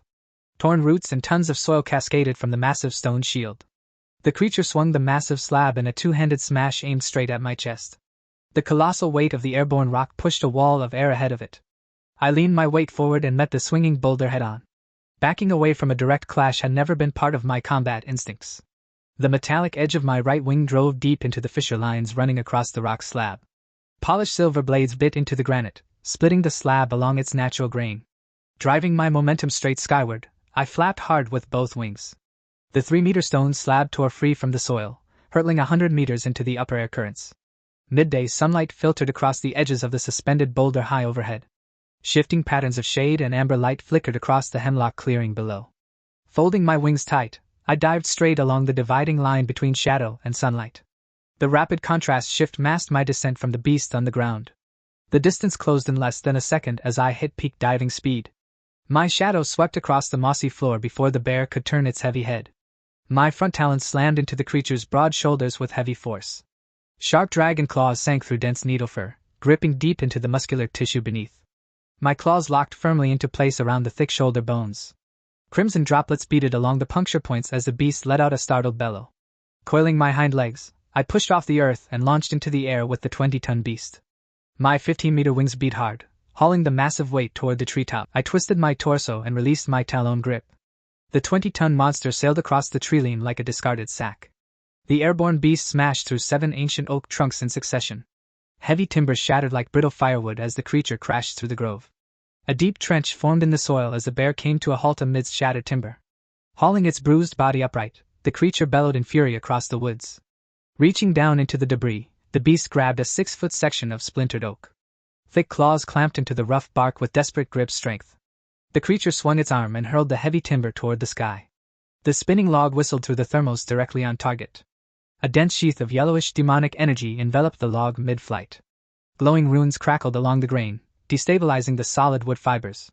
The timber log detonated into a shower of hardened wooden spikes. The volley of sharpened lances spread out in a wide cone, whistling through the sky. Hundreds of sharpened wooden points whistled straight toward my position. The airborne barrage blanketed the open space between me and the tree line. My expression stayed steady as the cloud of wooden spikes hurtled closer. The improvised attack lacked the density to threaten my metallic hide. I spread both wings to their full 15-meter span and swept them forward in a powerful arc. The broad wing blades swatted through the barrage like a pair of iron shields. A few stray wooden lances slipped past my wing sweep and struck my chest. The sharp tips snapped on contact, skittering off my red iron scales without leaving a mark. I narrowed my heavy eyelids to protect my pupils from fine wood dust. My thick armored brows deflected the floating splinters with ease. The bear's initial barrage was spent, signaling my turn to strike. Locking my claws into attack position, I aligned my descent for a finishing sweep. Down on the forest floor, the 8-meter bear wheezed with heavy breaths. Rapid spellcasting had drained a noticeable chunk of its magical stamina. My lungs drew in cold mountain air without the slightest hint of fatigue. Rhythmic wing beats surged with fresh power, accelerating my speed past previous limits. Dropping through the tree gap, I targeted the exhausted beast directly. The rush of wind roared in my ears as the ground rapidly expanded before me. Sensing my rapid approach, the giant bear planted both hind feet firmly into the bedrock. Heavy claws dug into the subterranean rock layer to anchor its weight. Lifting its snout toward the sky, the beast released a guttural roar that echoed through the hills. Yellow earthen mana flared violently around its thick neck. Loose earth and crushed stones surged upward like liquid currents, clinging to the bear's legs. The rocky slurry climbed across its torso in dense, churning layers. The churning earth hardened into thick plates of solid granite, locking into heavy rock armor. Thick interlocking stone encrusted its chest and forearms like fortress walls. I snapped my right wing outward into a locked horizontal plane. The razor-sharp silver edge glinted in the sunlight, poised to strike like a heavy guillotine blade. Metallic wing edge shrieked through the air as I executed a high-speed horizontal slash. Rushing air compressed along the bevel into a razor-thin shockwave. The giant beast brought its heavily encrusted right arm down to meet my wing. Thick granite plating braced the massive limb for a bone-crushing block. A deafening metallic clang echoed across the clearing as my wing blade collided with the granite armor. The sheer kinetic shock vibrated through my wing bones. Dazzling friction sparks erupted from the contact point like a blast of molten fireworks. Blinding golden flashes washed over the surrounding trees. The silver blade sheared straight through the stone plating and sank into dense muscle. Tough hide offered no resistance against the guillotine edge. Thick arm bones severed instantly with a wet, heavy crack. The razor-sharp wing edge passed completely through the limb without slowing down. A piercing screech of agony ripped from the bare throat, echoing across the hills. The massive beast staggered backward, clutching its ruined stump. The severed lower arm spun high into the air, trailing a dense arc of crimson. Broken granite armor tumbled alongside the heavy limb. Gliding past the crippled predator, I banked smoothly into the sky. A crimson mist settled behind my wing blades as the test concluded. The sheer cutting force of my full-speed wing strike exceeded my highest estimates. Passing through the beast's arm felt as effortless as parting warm mist. Looking back at the severed limb made me question my own defenses. A strike delivered with that much velocity might shear through my own red iron scales. The bear's stone armor carried greater hardness than processed iron. Earth and magic had fused those rock layers into a shell capable of turning aside heavy blades. The heaviest concentration of that granite armor had protected the bare forearms. Thick stone plates had wrapped the limbs specifically to absorb heavy physical shocks. Dense quills, hardened flesh, and thick bone cores formed the creature's inner defenses. None of those organic layers possessed the slightest fragility. My silver-winged blade met no friction as it passed through the limb. The cut remained completely smooth from entry to exit. Banking low across the clearing, I dragged my talons through the loam to arrest my momentum. Deep ruts carved into the dirt as soil showered behind me. Planting my forelimbs firmly onto the rocky slope, I pivoted toward my target. My claws locked into the bedrock to establish balance. Muscle bundles coiled tight across my thighs and shoulders like twisted steel cables. The stored elastic tension gathered in my limbs, primed for a forward spring. My 15-meter wings beat in rapid cadence, driving pressurized gusts against the ground. The downward thrust lifted my torso into prime sprinting alignment. I sprinted across the forest floor, shattering the loam with every forward step. The earth trembled under the rapid cadence of my claws. My horizontal wing blades sliced through saplings along my path without losing speed. Small trees split at the base and tumbled to the dirt. The forward momentum of my charge matched that of an adult dragon. I aimed straight for the crippled beast to deliver another finishing slash. Testing my wing durability remained the central focus of this duel. Controlled strikes gave me clear combat data without risking reckless injury. Impact skills like the Great Wilderness Dragon Meteor remained ready in my mental arsenal. Those high recoil techniques were unnecessary against an opponent already stripped of its primary defense. The throbbing pain of the severed limb and my crushing draconic pressure shattered the beast's remaining ferocity. The raw drive to dominate evaporated from its amber eyes. Instead of another furious roar, a high-pitched whimper escaped the giant bear throat. The creature sagged back onto its hindquarters, trembling from the loss of blood. My charging speed peaked as I closed the final 10 paces, angling my right wing blade to cleave the beast in two. The wind shrieked along the metallic cutting bevel. The sight ahead pulled my focus into sharp bewilderment. The 8-meter behemoth dropped flat onto its belly before my wing could connect. The bear shoved its snout directly into the damp loam, sticking its hindquarters into the air like a massive furry mound. It offered no defensive posture whatsoever. I snapped my wings backward and flared my chest plates just inches from the beast. Downward air pressure blasted the soil around the prostrate bear. Climbing in a steep vertical ascent, I banked my trajectory sideways across the treetops. The maneuver carried my lethal wing blades clear of the surrendered target. My talons touched down onto the forest loam 30 paces away, absorbing the landing impact with a steady flex of my limbs. Sparing the creature felt like the practical choice. The raging gale quieted as I folded my 15-meter wings against my flanks. My crimson draconic aura retreated back into my chest core, leaving the clearing in still silence. Dirt trickled from the bear's snout as it cautiously lifted its head from the forest floor. Small amber eyes blinked up toward me with obvious apprehension. I marched across the clearing toward the prostrate beast with measured, rhythmic strides. My heavy claws pressed firm tracks into the damp loam. Low whimpering sounds rattled from the beast's jaws, accompanied by a submissive posture. Its amber eyes shifted with obvious fawning and fear. The vocal sounds carried the structured cadence of the giant language. High intelligence allowed creatures of this rank to master basic giant dialects from birth. Giants stood as the ancient mortal adversaries of all dragon lineages. The blood hatred between our species spanned countless centuries across ancient battlefields.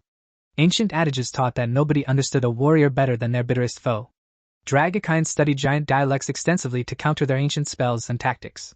Dragon heritage stirred inside my consciousness, unlocking ancestral lexicons of the giant race. Ancient phonetic patterns aligned seamlessly within my thoughts.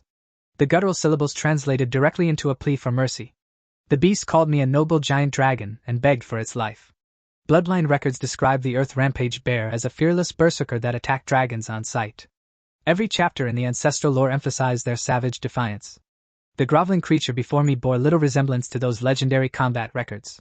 This beast showed only calculating survival instincts and submissive caution. Ancient heritage records carried biases and blind spots. Relying entirely on theoretical racial profiles would get a young drake killed in the real world. The clash had concluded too fast to measure the outer limits of my wing blades.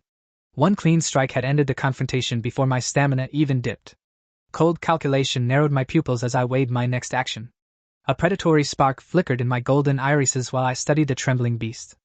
Catching my sharpened gaze, the bear shoved its snout back into the forest soil. Its massive paws covered its ears in complete submission. The 8-meter behemoth trembled like a panicked ostrich hiding in the sand. It offered no resistance, accepting whatever strike I chose to deliver. The desire to butcher the creature faded as I watched its helpless groveling. Killing an unresisting target provided zero training value for my wings. My territory lacked loyal servants to handle manual labor and perimeter patrols. Subduing this high-tier beast offered a practical addition to my personal domain. I closed the remaining distance with deliberate, heavy footsteps. My front claws sank into the loam beside the creature's quilled head.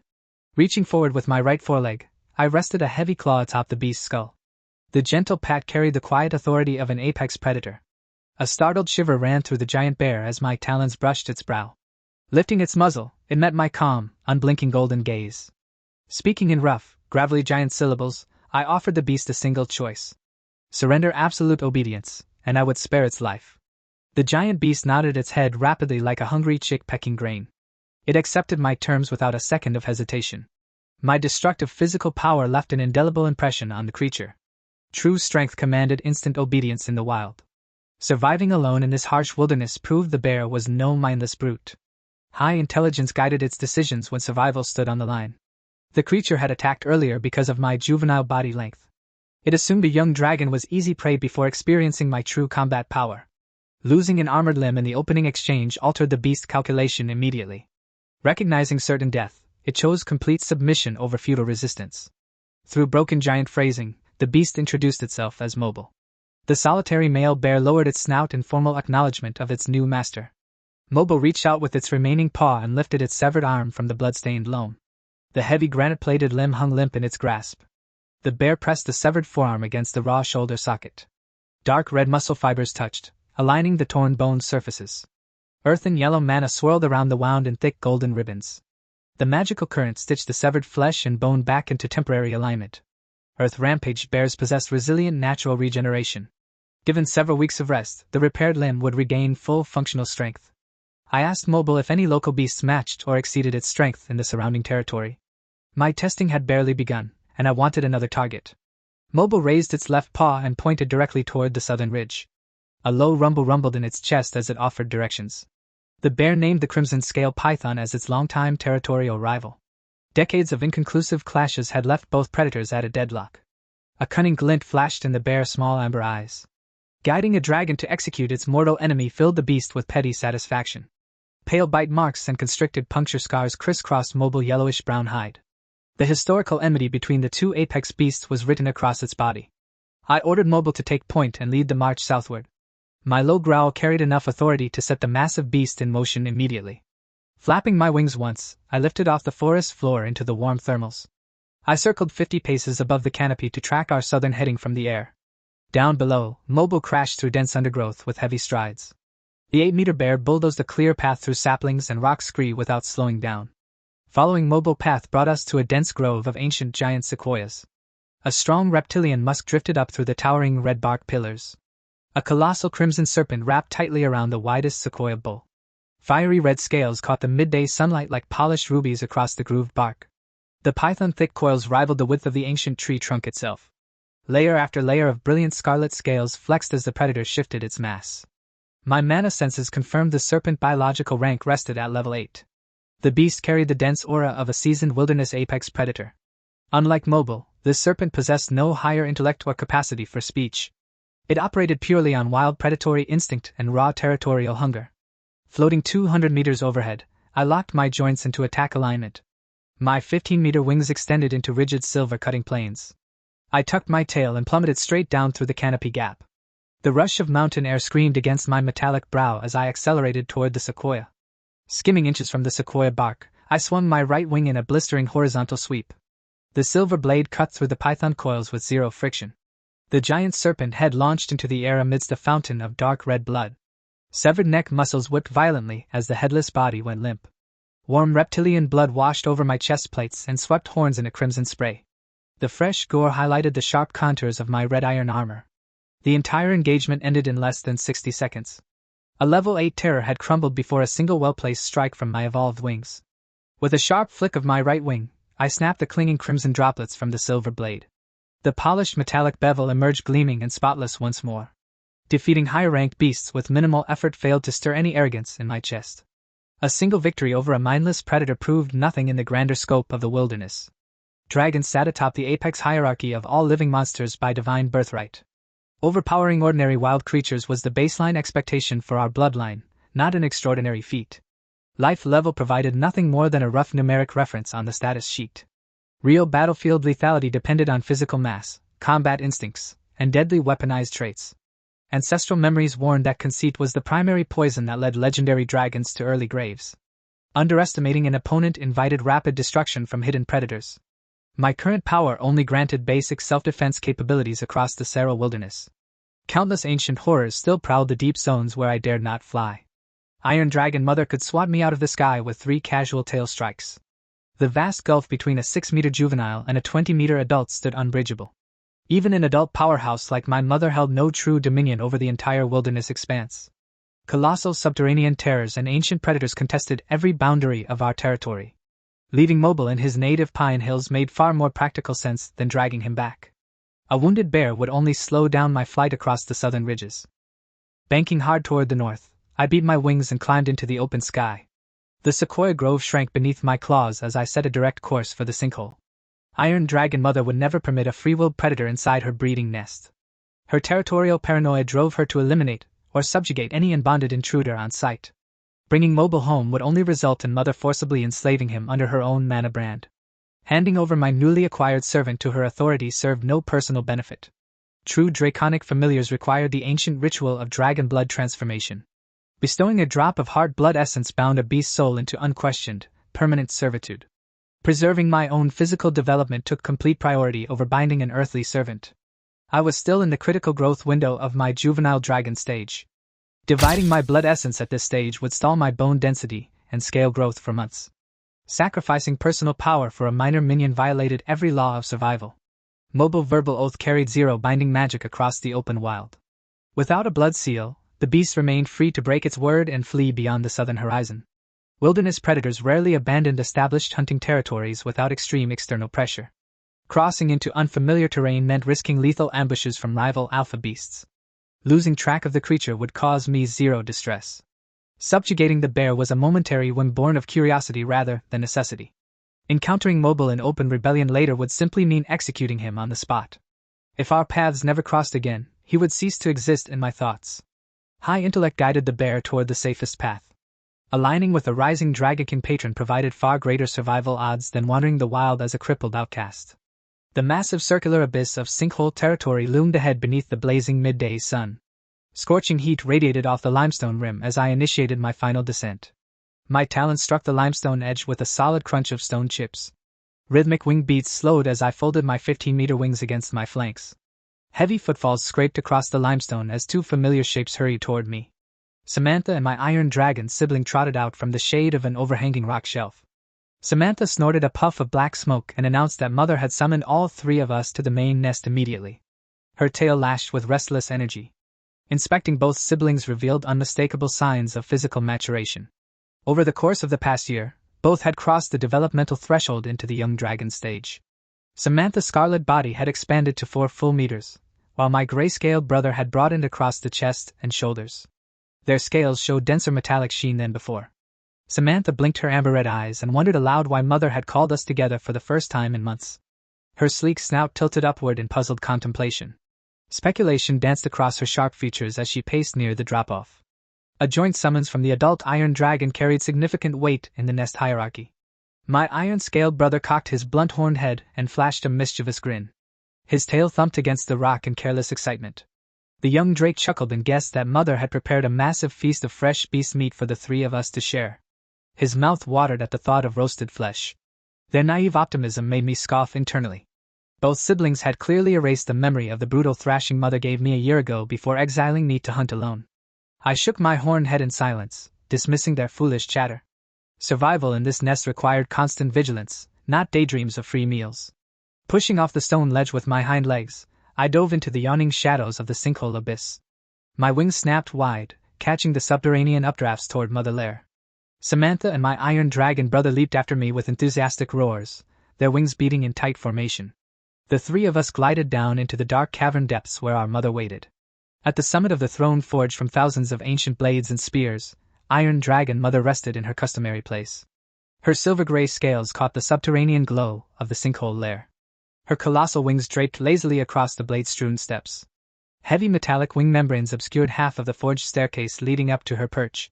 Samantha, our iron-scaled brother, and I walked into the grand throne cavern together.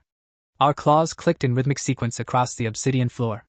Iron Dragon Mother lifted her heavy metallic eyelids as we entered. Golden slit pupils locked onto our approach with ancient predatory scrutiny. Her massive wings spread outward, blocking the cavern lights. A dense wall of shadow washed across the lower hall as she claimed the visual space. She adjusted her posture on the weapon dais, settling into a rigid, imposing stance. The shift in her metallic body produced a low grinding sound across the blade edges. I stepped forward ahead of my siblings to deliver the opening address. Moving first allowed me to set the tone of the meeting before the others spoke. I praised Mother, declaring that the radiance of her scales surpassed 1,000 morning stars. The greeting carried polite respect crafted to ease her mood. Iron Dragon Mother paused in visible surprise at my formal opening. Such refined flattery was rare among young dragons raised in the sinkhole. A pleased expression softened the rigid contours of her metallic face. The compliment succeeded in disarming her natural territorial hostility for a moment. Her silver-gray scales were dark and dull under the cavern torches, offering little true shine. Even so, hearing extravagant praise pleased her draconic vanity. Samantha and our iron-scaled brother shuffled forward behind me. Their lack of refinement showed in their awkward posture. Both siblings called out to Mother in clumsy, disjointed growls. They lacked the vocabulary to formulate proper greetings. Iron Dragon Mother fixed her attention exclusively on me. She ignored the other two young dragons standing at my flanks. Her metallic voice rang out, noting that I had reached 7 years of age. She added that my physical growth had exceeded her expectations. Mother looked down from her high perch and noted my age. 7 full years had passed since I hatched from my egg in this cavern. Her golden eyes narrowed as she observed my 6-meter physique. My accelerated development had outpaced the normal growth cycle of pure-blood drakes. Mother reminded me that permitting me to remain in the sinkhole for an extra year had been a special exception. Her voice brooked no argument on the matter. She declared that my time under her protection had ended. I had to step out into the dust and storms of the wilderness on my own. Her words rang out through the stone chamber with the resonance of clashing iron broadswords. The heavy metallic tone echoed off every basalt wall. The decree was final and uncompromising. Mother left no opening for debate or hesitation. I countered by offering to haul larger quantities of precious metal or directly to her hoard. Increased tribute seemed like a logical bargaining chip. Mother gave a calm, deliberate shake of her bladed horned crest. She rejected the offer without uttering a single word. That silent refusal made her determination clear. The decision to expel me from the sinkhole was set in stone. Our previous mining arrangement was officially dissolved. The shelter of the nest had expired. By dragon law, all or inside the sinkhole territory already belonged to Mother by right of territory. Offering her resources from her own land carried little actual value. Using my siblings to dig up her ore in exchange for meat had been a profitable trick. I had secured food and safety without parting with true wealth.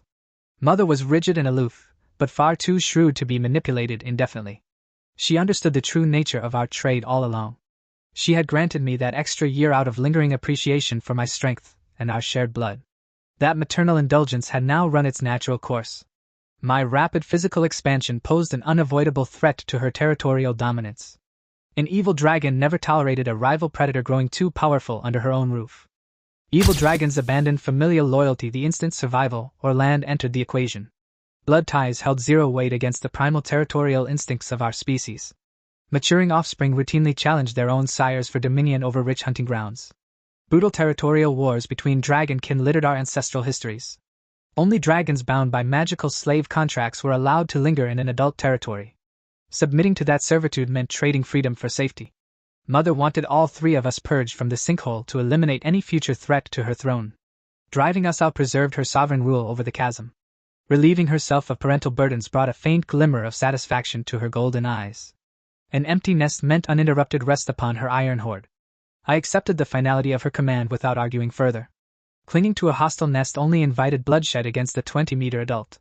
12 months of grueling physical conditioning and recent victories over wilderness beasts gave me solid confidence. Surviving beyond the sinkhole was well within my reach. Lowering my shovel-shaped armored head, I bowed toward the towering weapon dais. The formal gesture acknowledged her 7 years of sovereignty over my upbringing.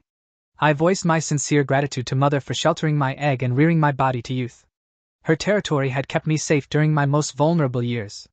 I promised to remember my youth beneath the shadow of her wings. Speaking the sentiment aloud solidified my departure on honorable terms. Despite her cold demeanor, she had provided steady meat supplies and vital combat lessons. Those foundations ensured I could hunt effectively in the outer wild. Resentment found no purchase in my mind as I prepared to leave. Expulsion was simply the natural course of draconic maturity. My genuine words caught Iron Dragon Mother completely off guard. A flicker of surprise softened her hard golden eyes atop the throne. For a fleeting second, the thought of granting me another year of sanctuary crossed her mind. The rare display of filial respect gave her pause. Her gaze dropped to my heavy 6-meter physique, and the fleeting hesitation vanished. My muscular build posed too great a danger to permit inside her borders. Samantha and my Iron Dragon brother leaped with glee the moment Mother finished speaking. Their claws clattered against the stone floor in pure delight. Samantha snickered, taunting that I would no longer be around to boss them around or take their food. Her scarlet tail whipped back and forth with gloating excitement. Their premature celebration made me chuckle in silence. The fools had no idea how quickly their easy nest life was about to unravel. Iron Dragon Mother observed the two young dragons dancing and cheering on the cavern floor. Her golden eyes tracked their noisy antics with mounting irritation. The atmosphere cooled as Mother's expression hardened into a rigid glare. Her steel visor plates locked into an icy mask of disgust. Her deep voice boomed across the chamber, calling Samantha and Gorton to direct attention. The sudden rumble froze both young dragons mid-step. Mother delivered her standard expulsion speech, stating that the passing of 6 lunar phases was enough for them to shed their soft scales.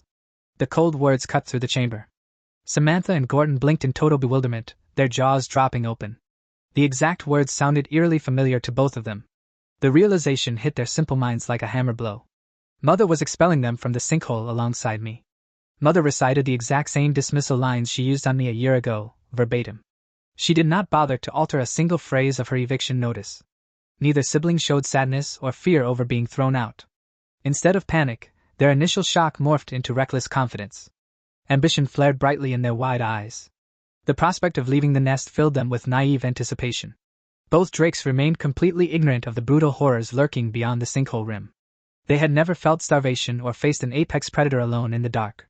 They imagined soaring across vast horizons where endless lands waited for their arrival, dreaming of inferior beasts bowing before their draconic bloodline. Reading the foolish pride in their postures confirmed how little they understood reality. Life beyond the nest was about to deliver a painful education. Their complete lack of real hardship was obvious. Surviving alone in the outer wild would soon crush their childish fantasies with brutal lessons. I looked up at the weapon throne and stated that I would leave her territory before dawn. The schedule left ample time to prepare my departure flight. Turning my back to the throne dais, I aimed my stride toward the cavern exit. My claws clicked steadily across the obsidian floor slabs. Mother's voice boomed across the hall, ordering me to wait. The sudden command echoed off the high stone vaults, halting my departure. I stopped in my tracks and rotated my horn snout back toward the weapon dais. Her unexpected call caught me off guard. My golden pupils dilated as I questioned her motive. A sudden change of heart from a territorial adult was almost unheard of in draconic history. Lingering under her protection until my power surpassed her 20-meter build would have suited my long-term plans. Reality rarely offered such convenient comfort. Mother called my name with rare warmth, her metallic jaws softening atop the throne. The maternal tone marked an unprecedented shift in her demeanor. She declared that she saw exceptional combat potential and an unyielding spirit in my growth. Her golden eyes tracked my scales with genuine admiration. Mother admitted that across her long life, she had never respected a juvenile drake to this degree. The acknowledgement carried heavy weight in draconic tradition. Raising her massive silver-gray forepaw, Mother made a deliberate sweeping motion. Earth and mana rippled from her talons across the dais. A dark gold metal band hovered out from her treasure hoard with a low hum. Ancient runes glowed faintly across its polished metallic surface. The runic band glided through the air toward my position, trailing thin sparks of golden mana. It descended gracefully through the torchlight. The dark gold ring touched down softly on the obsidian stone beside my front claws. The metal emitted a subtle magical vibration against my scales. Mother explained that the tail ring had accompanied her through her own youth in the wilderness. She offered the relic to me as a parting gift. Mother formally presented the dark gold band as a farewell token. Bestowing an ancestral treasure upon a departing offspring was a rare honor. She instructed me to examine and unlock the runic engravings carved along the metal surface. The ancient markings contained functional magic rather than simple decorative patterns. Mother promised that unraveling the magical scripts would reward me with unexpected combat advantages. Her metallic voice carried genuine encouragement. Receiving such an exceptional magical artifact left me impressed. The density of the metal and the precision of the runes radiated high craftsmanship. Evil dragons were notorious hoarders who guarded every scrap of copper to the death. Watching an adult willingly part with treasure felt almost unnatural. Mother kept her golden eyes steady, giving away nothing of her inner calculations. Her thick steel visor plates masked any further emotion. Whatever underlying reasons guided her generosity, the boon was real. I had no intention of declining such a valuable asset. Dipping my horned head once more, I expressed my gratitude for the gift. Respectful acknowledgement cost nothing and kept our parting amicable. I coiled my heavy spiked tail forward across the stone floor. The flexible tail tip reached out toward the dark gold band.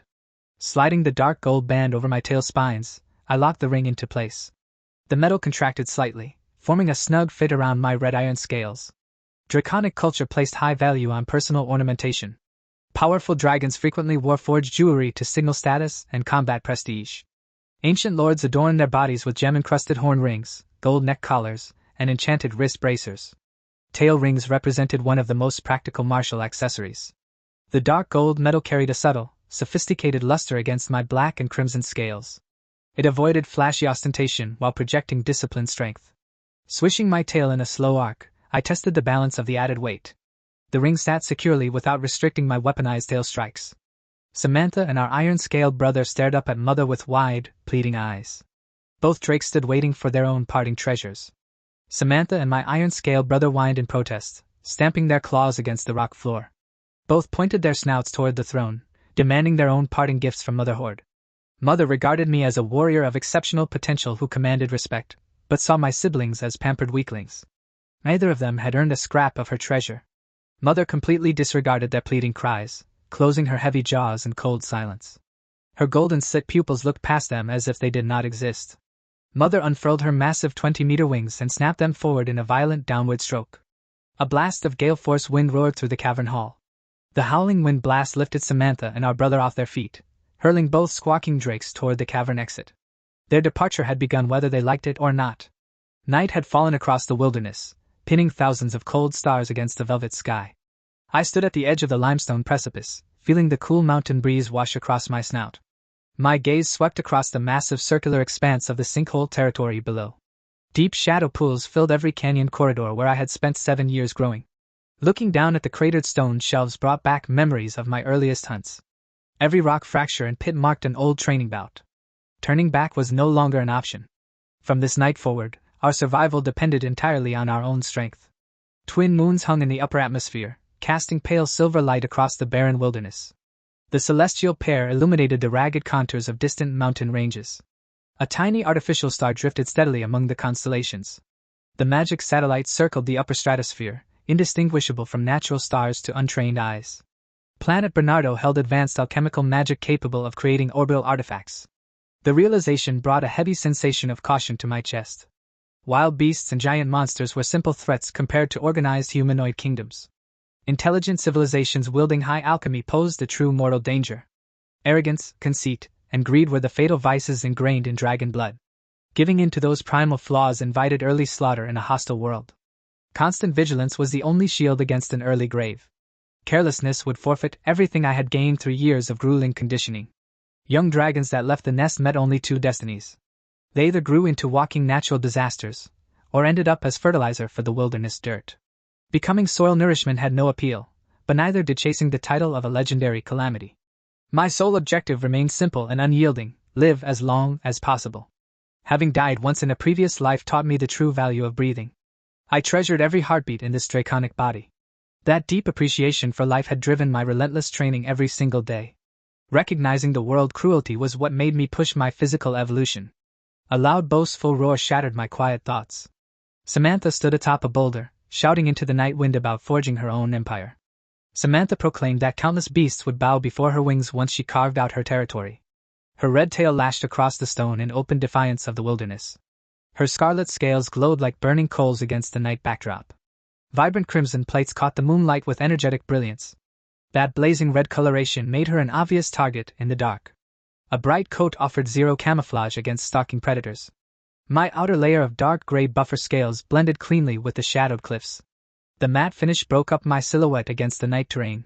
Natural camouflage allowed me to stalk prey without alerting the entire valley. Concealment formed the bedrock of predatory success. Gorton's dark gray scales carried a prominent metallic sheen across his flanks. Silver light glinted along his blunt horn studs. The silver shimmer across his back scales made him easy to spot from high above. Darkness failed to mask his bulky outline on the precipice. Gorton's boastful claims outmatched even Samantha's wild declarations. The young drake puffed his chest plates with loud confidence. Gorton planted his heavy front talons onto an ironstone boulder, announcing he would forge an empire of dragonkin. His tail thumped against the rock shelf in triumph. The young drake lifted his blunt snout high, declaring himself future sovereign over all living dragons. Naive pride filled his amber eyes. I kept my stance steady, refusing to join their hollow posturing. Words had never filled a dragon's stomach or deflected a predator claw. Stepping between both siblings, I suggested they travel and settle in the wild alongside me. Pooling our strength offered immediate practical benefits. Sticking together would provide defensive coordination against larger beasts. A 3-dragon unit could hold territory far more effectively than isolated juveniles. My previous months of exploration gave me working knowledge of local dangers and safe hunting corridors. That experience would protect them from fatal ambushes. Following my lead represented a clean win-win arrangement for all 3 of us. We could establish a secure stronghold without fighting alone. Sparks sputtered from Samantha's nostrils as she sneered at my proposal. The young red dragon flared her wings in outright rejection. Samantha boasted that she was born to lead the 5 evil dragon lineages atop the world hierarchy. Pride burned fiercely in her amber-red eyes. She declared she would conquer the wilderness on her own terms without trailing behind me. Her bared fangs snapped shut with dismissive finality. Gorton shook his blunt-horned head in equal refusal. The young iron drake had his own separate ambitions for life beyond the nest. Gorton announced his intention to journey toward the wealthy southern territories. His tail scraped against the limestone shelf as he faced south. He spoke of rumors claiming southern folk wore precious gemstones embedded directly into their teeth. The thought of plundering jewels excited his simple mind. Unvarnished greed warped Gorton's youthful expression as he described the southern wealth. Draconic covetousness drove his every thought. I shook my horned head in quiet resignation after hearing their stubborn replies. Reason had found no purchase against their juvenile arrogance. A dragon path through life was forged by individual choices made at crucial crossroads. Just as on our hatching day, each had picked their own course. Forcing their compliance would only burden my survival with constant insubordination. Unwilling followers brought nothing but friction and danger to a pack. I offered them a single alternative if their pride broke against the harsh realities of the wild. Giving them a fallback location cost me nothing. I directed them to search 90 kilometers to the northwest among the rolling hill country. That region marked my intended hunting territory. Dense hemlock forests blanketed those ridges, making the landmark unmistakable from the air. Spotting the dark green canopy would guide their flight. Shelter came with an absolute price. They had to submit as unconditional servants and obey my commands without question. Free protection did not exist in my domain. Without waiting for their protests, I turned my back on the sinkhole territory. The time for discussion had closed.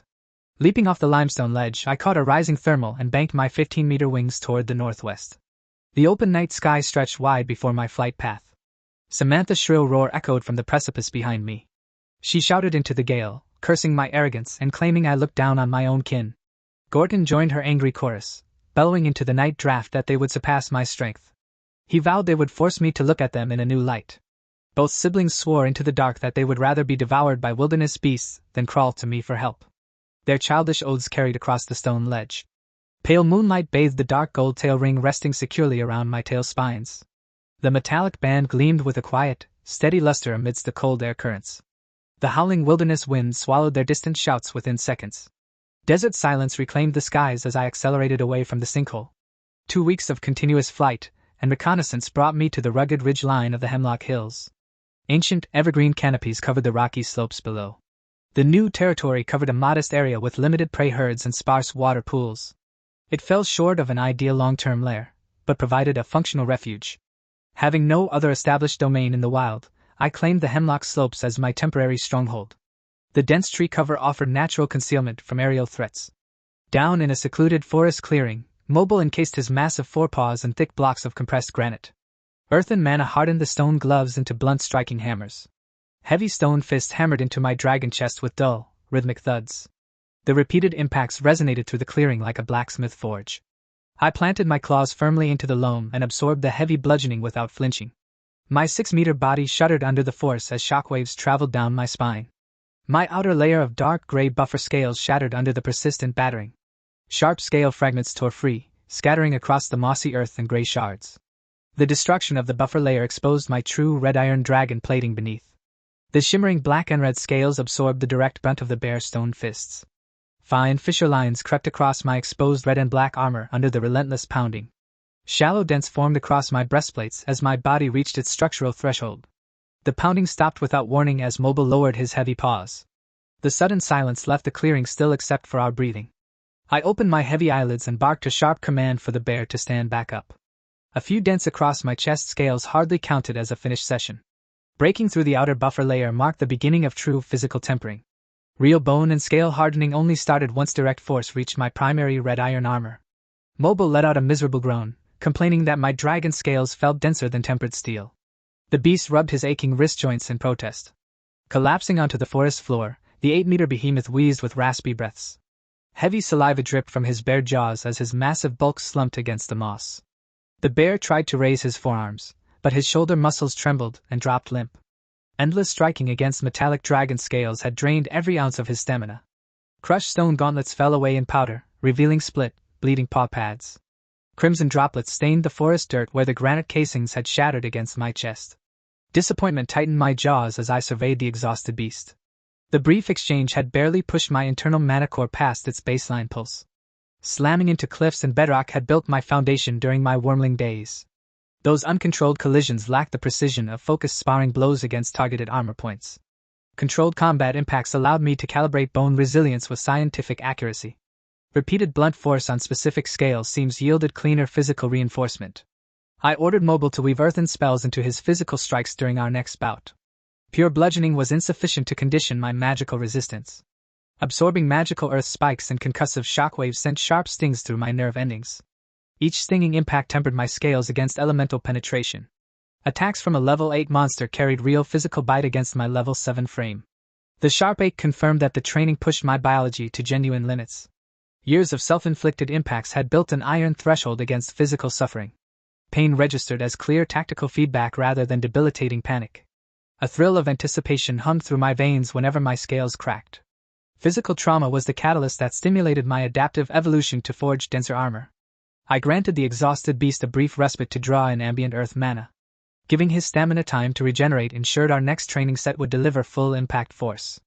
Mobile slumped against the damp moss, his expression completely miserable. His heavy chest rose and fell in ragged gasps while dirt clung to his quilled muzzle.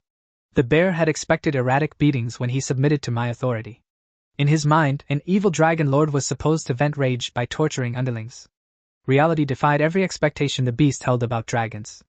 Instead of tormenting him, I demanded that he pummel my armored scales with full brute strength.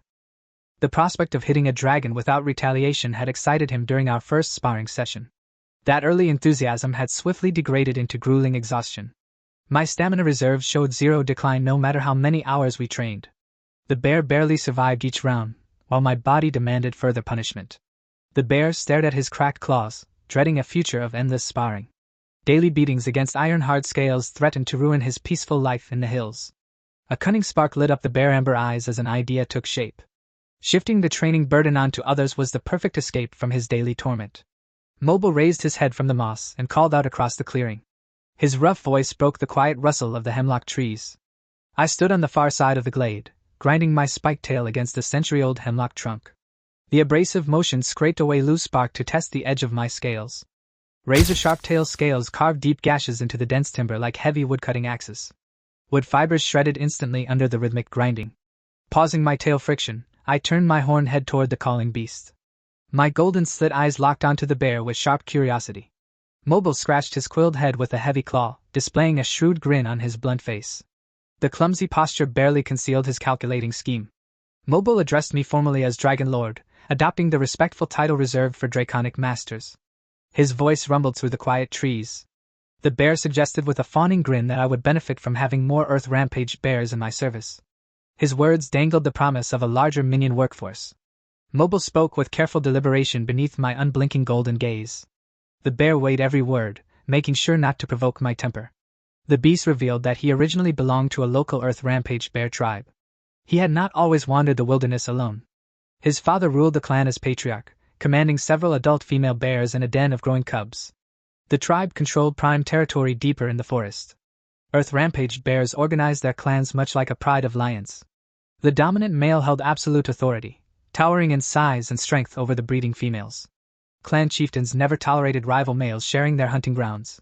Every young male was violently driven away the moment it approached adulthood. I asked if his plan was for me to march into his former clan and conquer the entire tribe. The question cut straight to the core of his scheme. Mobile nodded enthusiastically, promising that if I killed his father, every female bear and cub would surrender unconditional obedience to my banner. Revenge and survival aligned perfectly in his mind. The bear thumped his heavy chest with an armored paw, offering absolute assurance on the outcome. The gesture sealed his proposal with crude sincerity.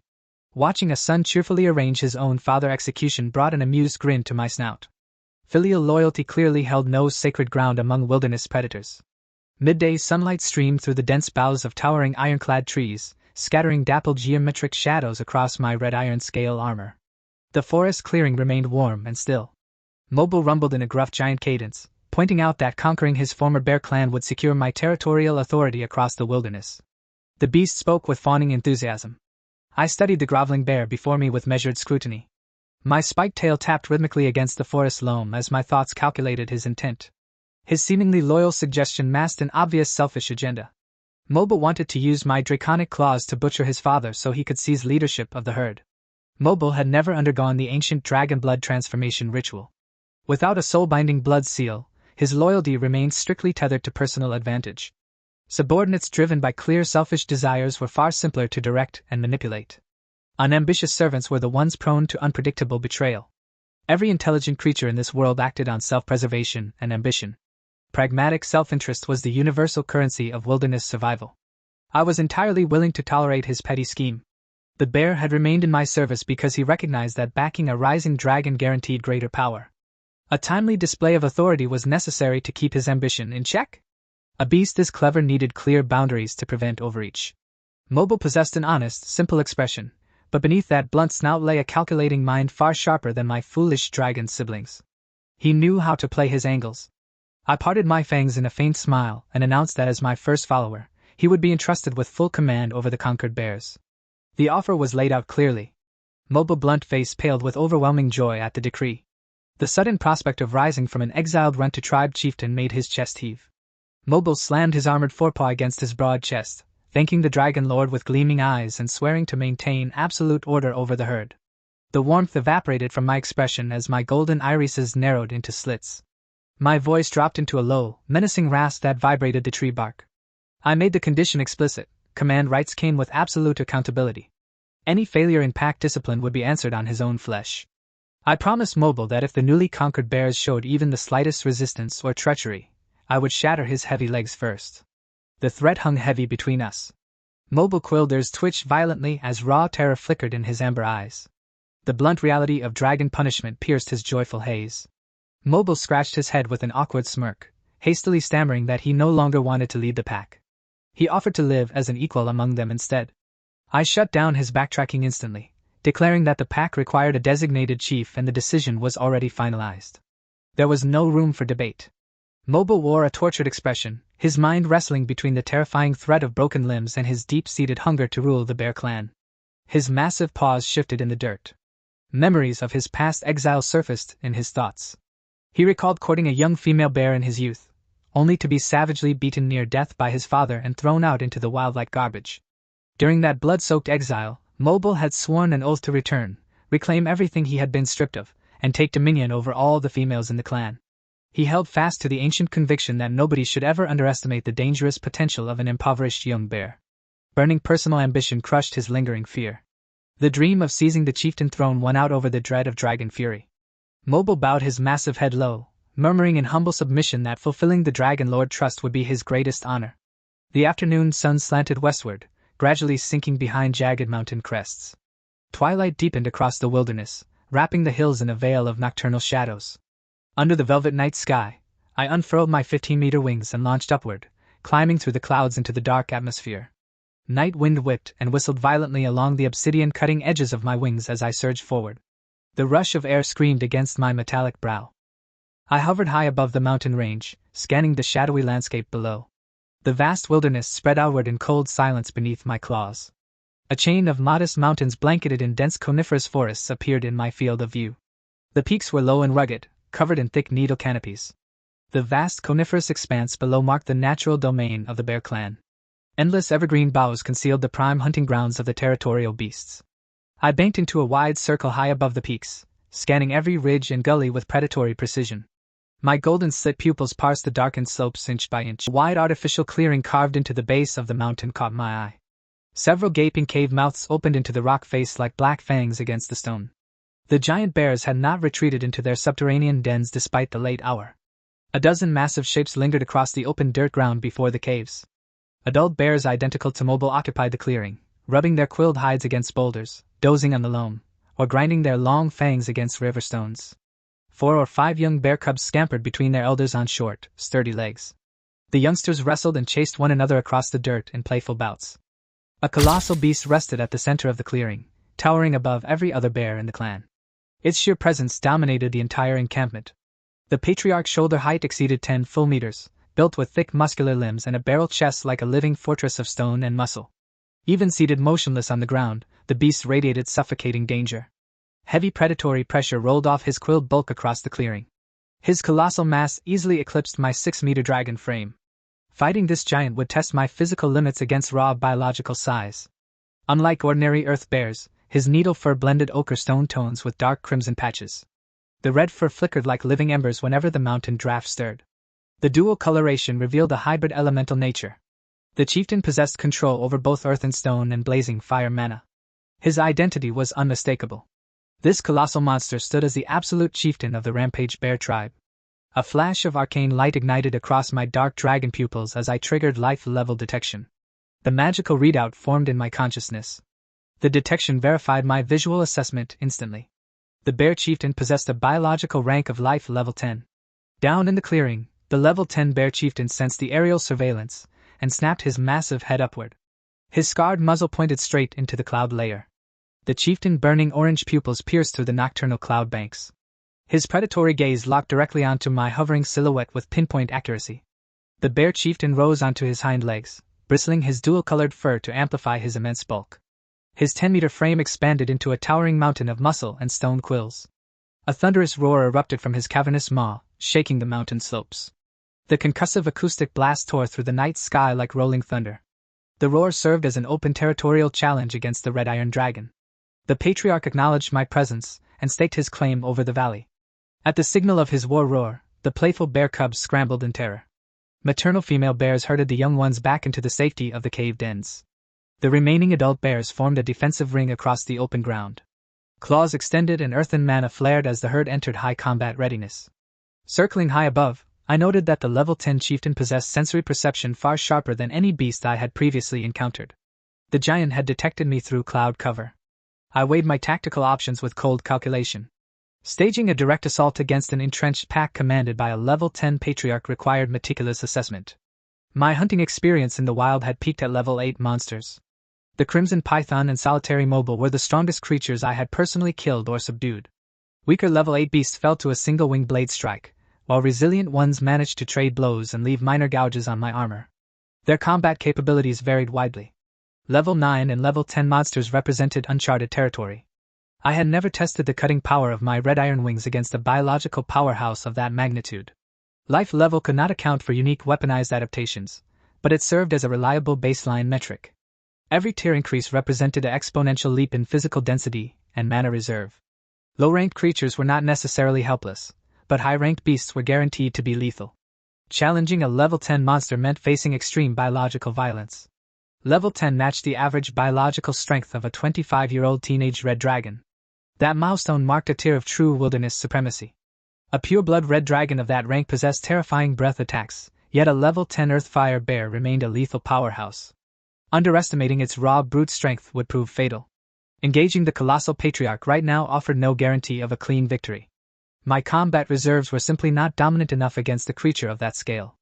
A full-scale confrontation would likely end in a Pyrrhic triumph at best. Severe bodily trauma was practically guaranteed before my wing blades could cleave the chieftain's skull.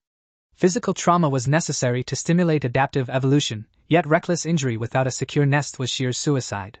Surviving the aftermath took precedence over hasty growth. Becoming crippled in the Sahara wilderness invited immediate slaughter from roving predators. Without mother lair to shelter my recovery, a broken wing meant certain death. Ancient horrors prowled the deeper wilderness zones, alongside well-equipped legion armies from the Southern Federation. Danger saturated every border of this land. Even mindless beasts knew to minimize injury during a hunt. Throwing myself into an unnecessary life-or-death brawl violated basic predatory logic.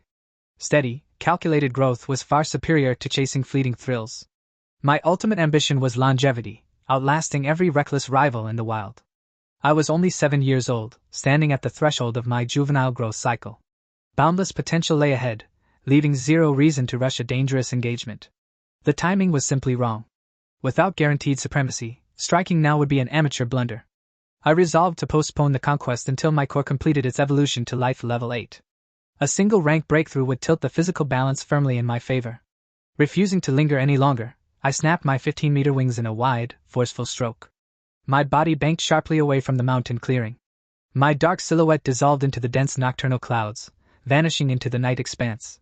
The sound of whistling wind faded as I accelerated toward the Hemlock Hills. Down in the clearing, the bear chieftain watched my retreating dragon shape vanish over the horizon.